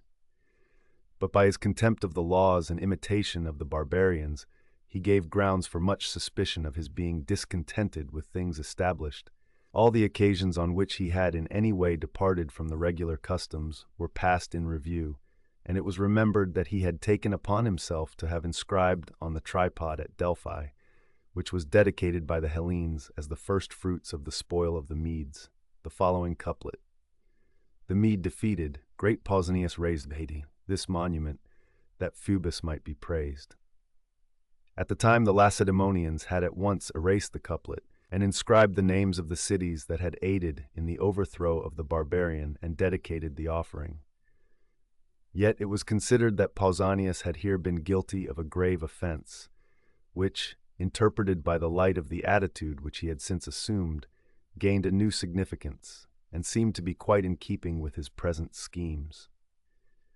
Besides, they were informed that he was even intriguing with the Helots, and such indeed was the fact, for he promised them freedom and citizenship if they would join him in insurrection and would help him to carry out his plans to the end. Even now, mistrusting the evidence even of the Helots themselves, the ephors would not consent to take any decided step against him, in accordance with their regular custom towards themselves, namely, to be slow in taking any irrevocable resolve in the matter of a Spartan citizen without indisputable proof. At last, it is said, the person who was going to carry to Artabazus the last letter for the king, a man of Argolis, once the favorite and most trusty servant of Pausanias, turned informer. Alarmed by the reflection that none of the previous messengers had ever returned, having counterfeited the seal, in order that, if he found himself mistaken in his surmises, or if Pausanias should ask to make some correction, he might not be discovered, he undid the letter, and found the postscript that he had suspected, viz., an order to put him to death. On being shown the letter, the ephors now felt more certain. Still, they wished to hear Pausanias commit himself with their own ears. Accordingly, the man went by appointment to Taenarus as a suppliant, and there built himself a hut divided into two by a partition, within which he concealed some of the ephors and let them hear the whole matter plainly.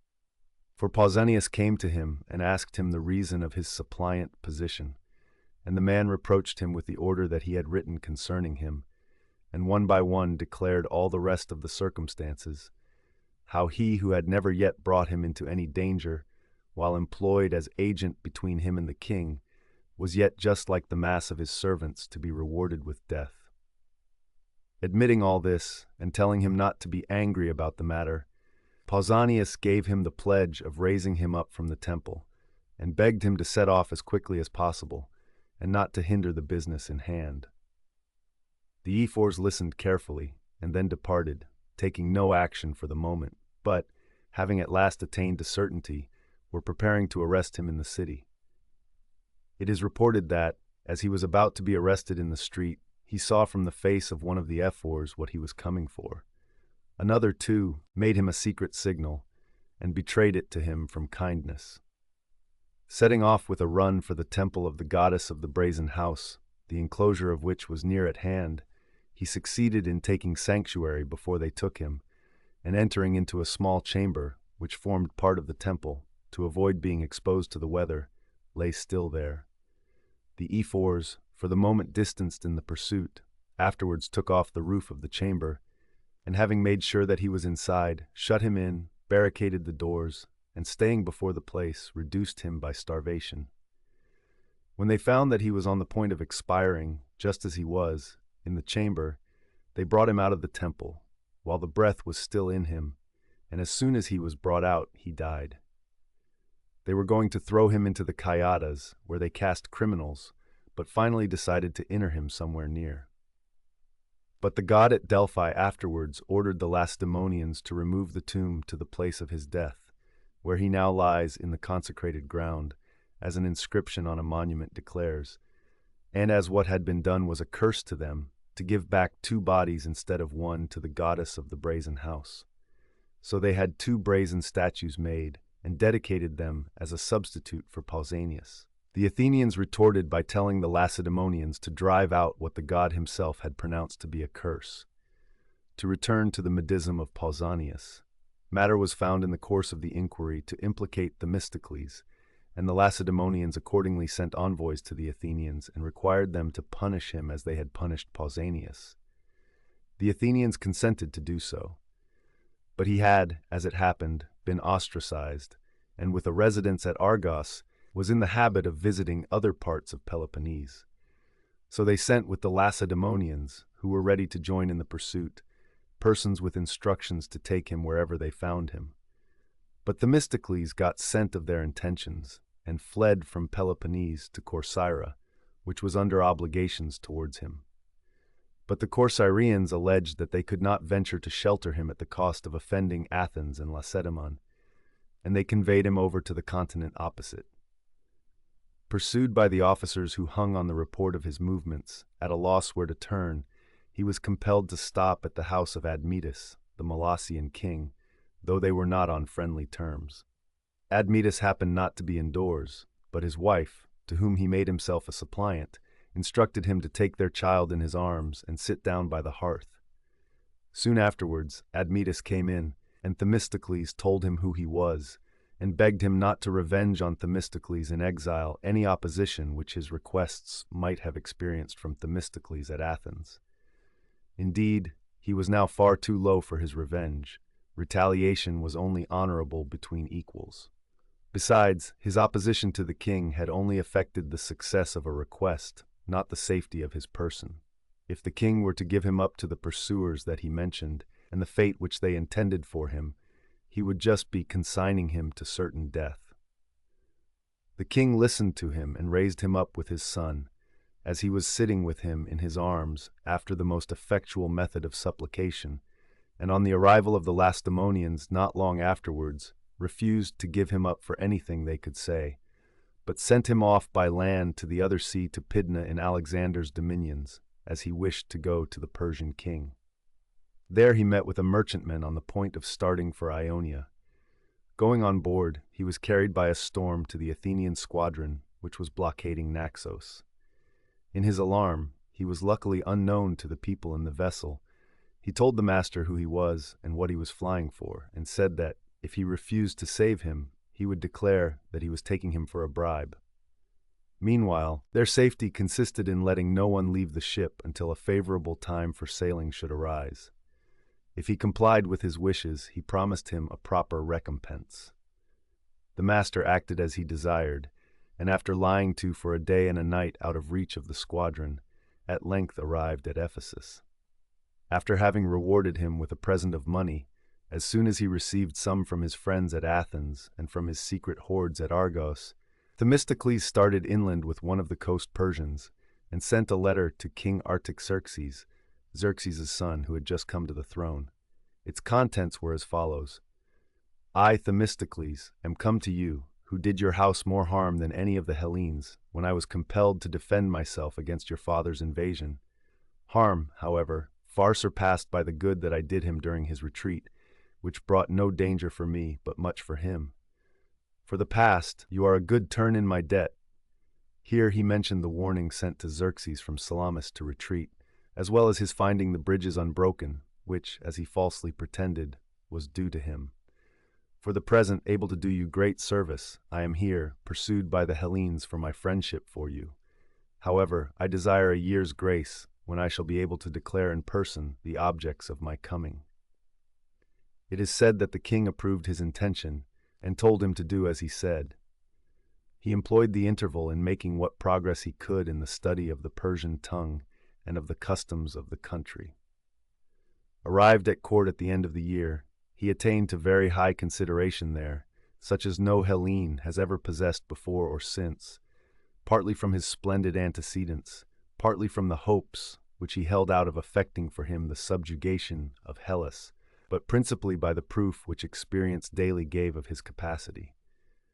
For Themistocles was a man who exhibited the most indubitable signs of genius.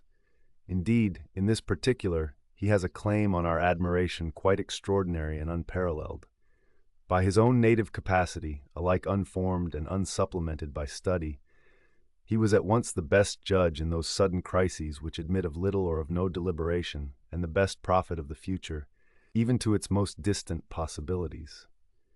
An able theoretical expositor of all that came within the sphere of his practice, he was not without the power of passing an adequate judgment in matters in which he had no experience. He could also excellently divine the good and evil which lay hid in the unseen future. In fine, whether we consider the extent of his natural powers or the slightness of his application, this extraordinary man must be allowed to have surpassed all others in the faculty of intuitively meeting an emergency. Disease was the real cause of his death. though there is a story of his having ended his life by poison, on finding himself unable to fulfill his promises to the king. However this may be, there is a monument to him in the marketplace of Asiatic Magnesia. He was governor of the district, the king having given him magnesia, which brought in 50 talents a year, for bread, Lampsacus, which was considered to be the richest wine country, for wine, and Myos for other provisions. His bones, it is said, were conveyed home by his relatives in accordance with his wishes and interred in Attic ground. This was done without the knowledge of the Athenians, as it is against the law to bury in Attica an outlaw for treason. So ends the history of Pausanias and Themistocles, the Lacedaemonian and the Athenian, the most famous men of their time in Hellas. To return to the Lacedaemonians, the history of their first embassy, the injunctions which it conveyed, and the rejoinder which it provoked, concerning the expulsion of the accursed persons, have been related already. It was followed by a second, which ordered Athens to raise the siege of Potidæa, and to respect the independence of Aegina. Above all, it gave her most distinctly to understand that war might be prevented by the revocation of the Megara decree, excluding the Megarians from the use of Athenian harbors and of the market of Athens. But Athens was not inclined either to revoke the decree or to entertain their other proposals. She accused the Megarians of pushing their cultivation into the consecrated ground and the unenclosed land on the border, and of harboring her runaway slaves. At last an embassy arrived with the Lacedaemonian ultimatum. The ambassadors were Ramphius, Melesippus, and Agisander. Not a word was said on any of the old subjects. There was simply this: Lacedaemon wishes the peace to continue, and there is no reason why it should not, if you would leave the Hellenes independent. Upon this the Athenians held an assembly, and laid the matter before their consideration. It was resolved to deliberate once for all on all their demands, and to give them an answer. There were many speakers who came forward and gave their support to one side or the other, urging the necessity of war or the revocation of the decree and the folly of allowing it to stand in the way of peace. Among them came forward Pericles, son of Xanthippus, the first man of his time at Athens, ablest alike in counsel and in action, and gave the following advice: "There is one principle, Athenians, which I hold to through everything, and that is the principle of no concession to the Peloponnesians. I know that the spirit which inspires men while they are being persuaded to make war is not always retained in action, that as circumstances change, resolutions change. Yet I see that now, as before, the same, almost literally the same counsel is demanded of me, and I put it to those of you who are allowing yourselves to be persuaded to support the national resolves even in the case of reverses, or to forfeit all credit for their wisdom in the event of success. For sometimes the course of things is as arbitrary as the plans of man. Indeed, this is why we usually blame chance for whatever does not happen as we expected." Now it was clear before that Lacedaemon entertained designs against us. It is still more clear now. The treaty provides that we shall mutually submit our differences to legal settlement, and that we shall meanwhile each keep what we have. Yet the Lacedaemonians never yet made us any such offer, never yet would accept from us any such offer. On the contrary, they wish complaints to be settled by war instead of by negotiation, and in the end we find them here dropping the tone of expostulation and adopting that of command. They order us to raise the siege of Potidæa, to let Aegina be independent, to revoke the Megara decree, and they conclude with an ultimatum warning us to leave the Hellenes independent. I hope that you will none of you think that we shall be going to war for a trifle if we refuse to revoke the Megara decree, which appears in front of their complaints, and the revocation of which is to save us from war, or let any feeling of self-reproach linger in your minds, as if you went to war for slight cause. Why, this trifle contains the whole seal and trial of your resolution. If you give way, you will instantly have to meet some greater demand, as having been frightened into obedience in the first instance, while a firm refusal will make them clearly understand that they must treat you more as equals. Make your decision therefore at once, either to submit before you are harmed, or if we are to go to war, as I for one think we ought, to do so without caring whether the ostensible cause be great or small, resolved against making concessions or consenting to a precarious tenure of our possessions. For all claims from an equal urged upon a neighbor as commands before any attempt at legal settlement, be they great or be they small, have only one meaning, and that is slavery. As to the war and the resources of either party, a detailed comparison will not show you the inferiority of Athens. Personally engaged in the cultivation of their land, without funds either private or public, the Peloponnesians are also without experience in long wars across sea, from the strict limit which poverty imposes on their attacks upon each other. Powers of this description are quite incapable of often manning a fleet or often sending out an army. They cannot afford the absence from their homes, the expenditure from their own funds, and besides, they have not command of the sea. Capital, it must be remembered, maintains a war more than forced contributions. Farmers are a class of men that are always more ready to serve in person than in purse. Confident that the former will survive the dangers, they are by no means so sure that the latter will not be prematurely exhausted, especially if the war lasts longer than they expect, which it very likely will.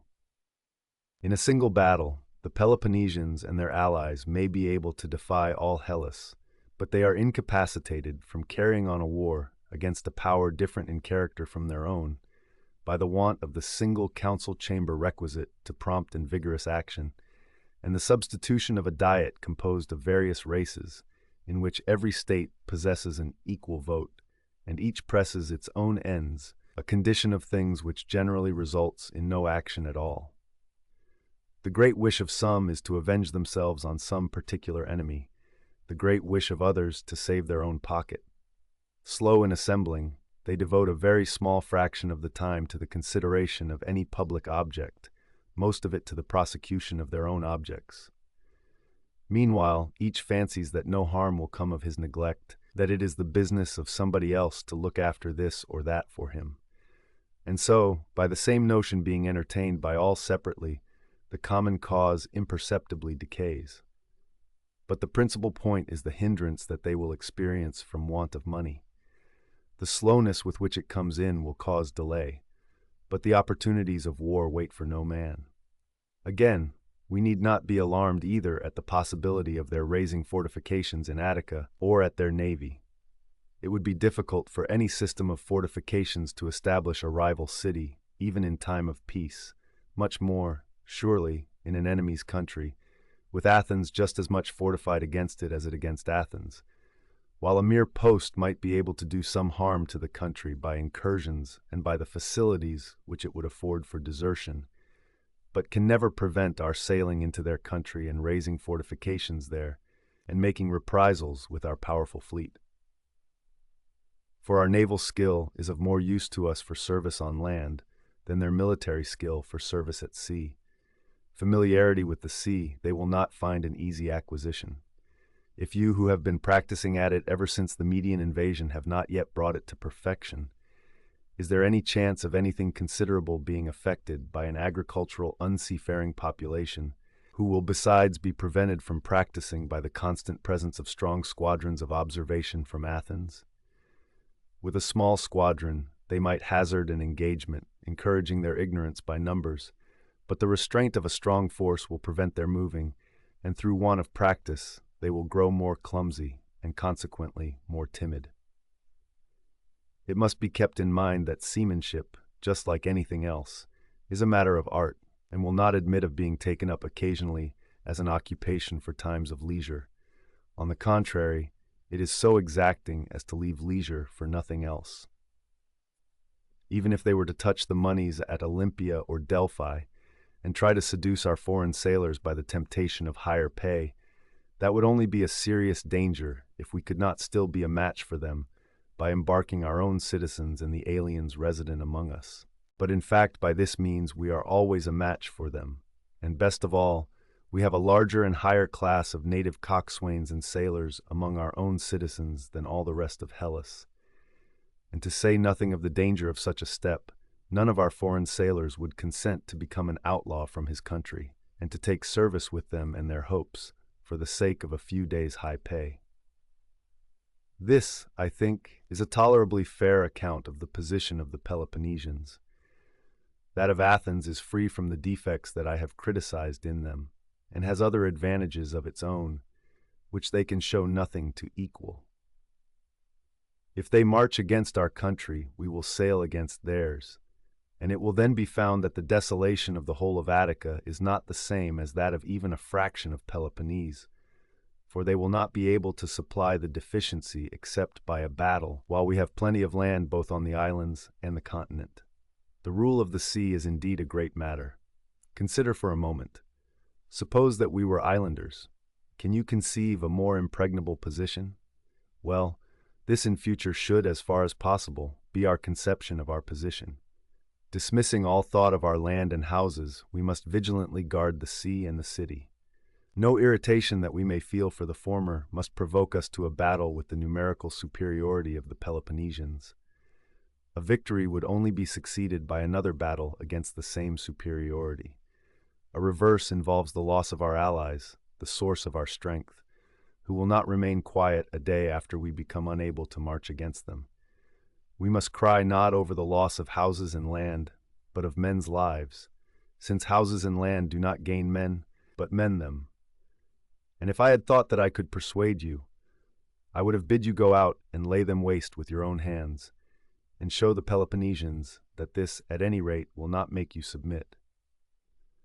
I have many other reasons to hope for a favorable issue, if you can consent not to combine schemes of fresh conquest with the conduct of the war, and will abstain from willfully involving yourselves in other dangers. Indeed, I am more afraid of our own blunders than of the enemy's devices. But these matters shall be explained in another speech, as events require. For the present, dismiss these men with the answer that we will allow Megara the use of our market and harbors, when the Lacedaemonians suspend their alien acts in favor of us and our allies, there being nothing in the treaty to prevent either one or the other, that we will leave the cities independent, if independent we found them when we made the treaty, and when the Lacedaemonians grant to their cities an independence not involving subservience to Lacedaemonian interests, but such as each severally may desire, that we are willing to give the legal satisfaction which our agreements specify, and that we shall not commence hostilities, but shall resist those who do commence them. This is an answer agreeable at once to the rights and the dignity of Athens. It must be thoroughly understood that war is a necessity, but that the more readily we accept it, the less will be the ardor of our opponents, and that out of the greatest dangers communities and individuals acquire the greatest glory. Did not our fathers resist the Medes, not only with resources far different from ours, but even when those resources had been abandoned, and more by wisdom than by fortune, more by daring than by strength, did not they beat off the barbarian and advance their affairs to their present height? We must not fall behind them, but must resist our enemies in any way and in every way, and attempt to hand down our power to our posterity unimpaired. Such were the words of Pericles.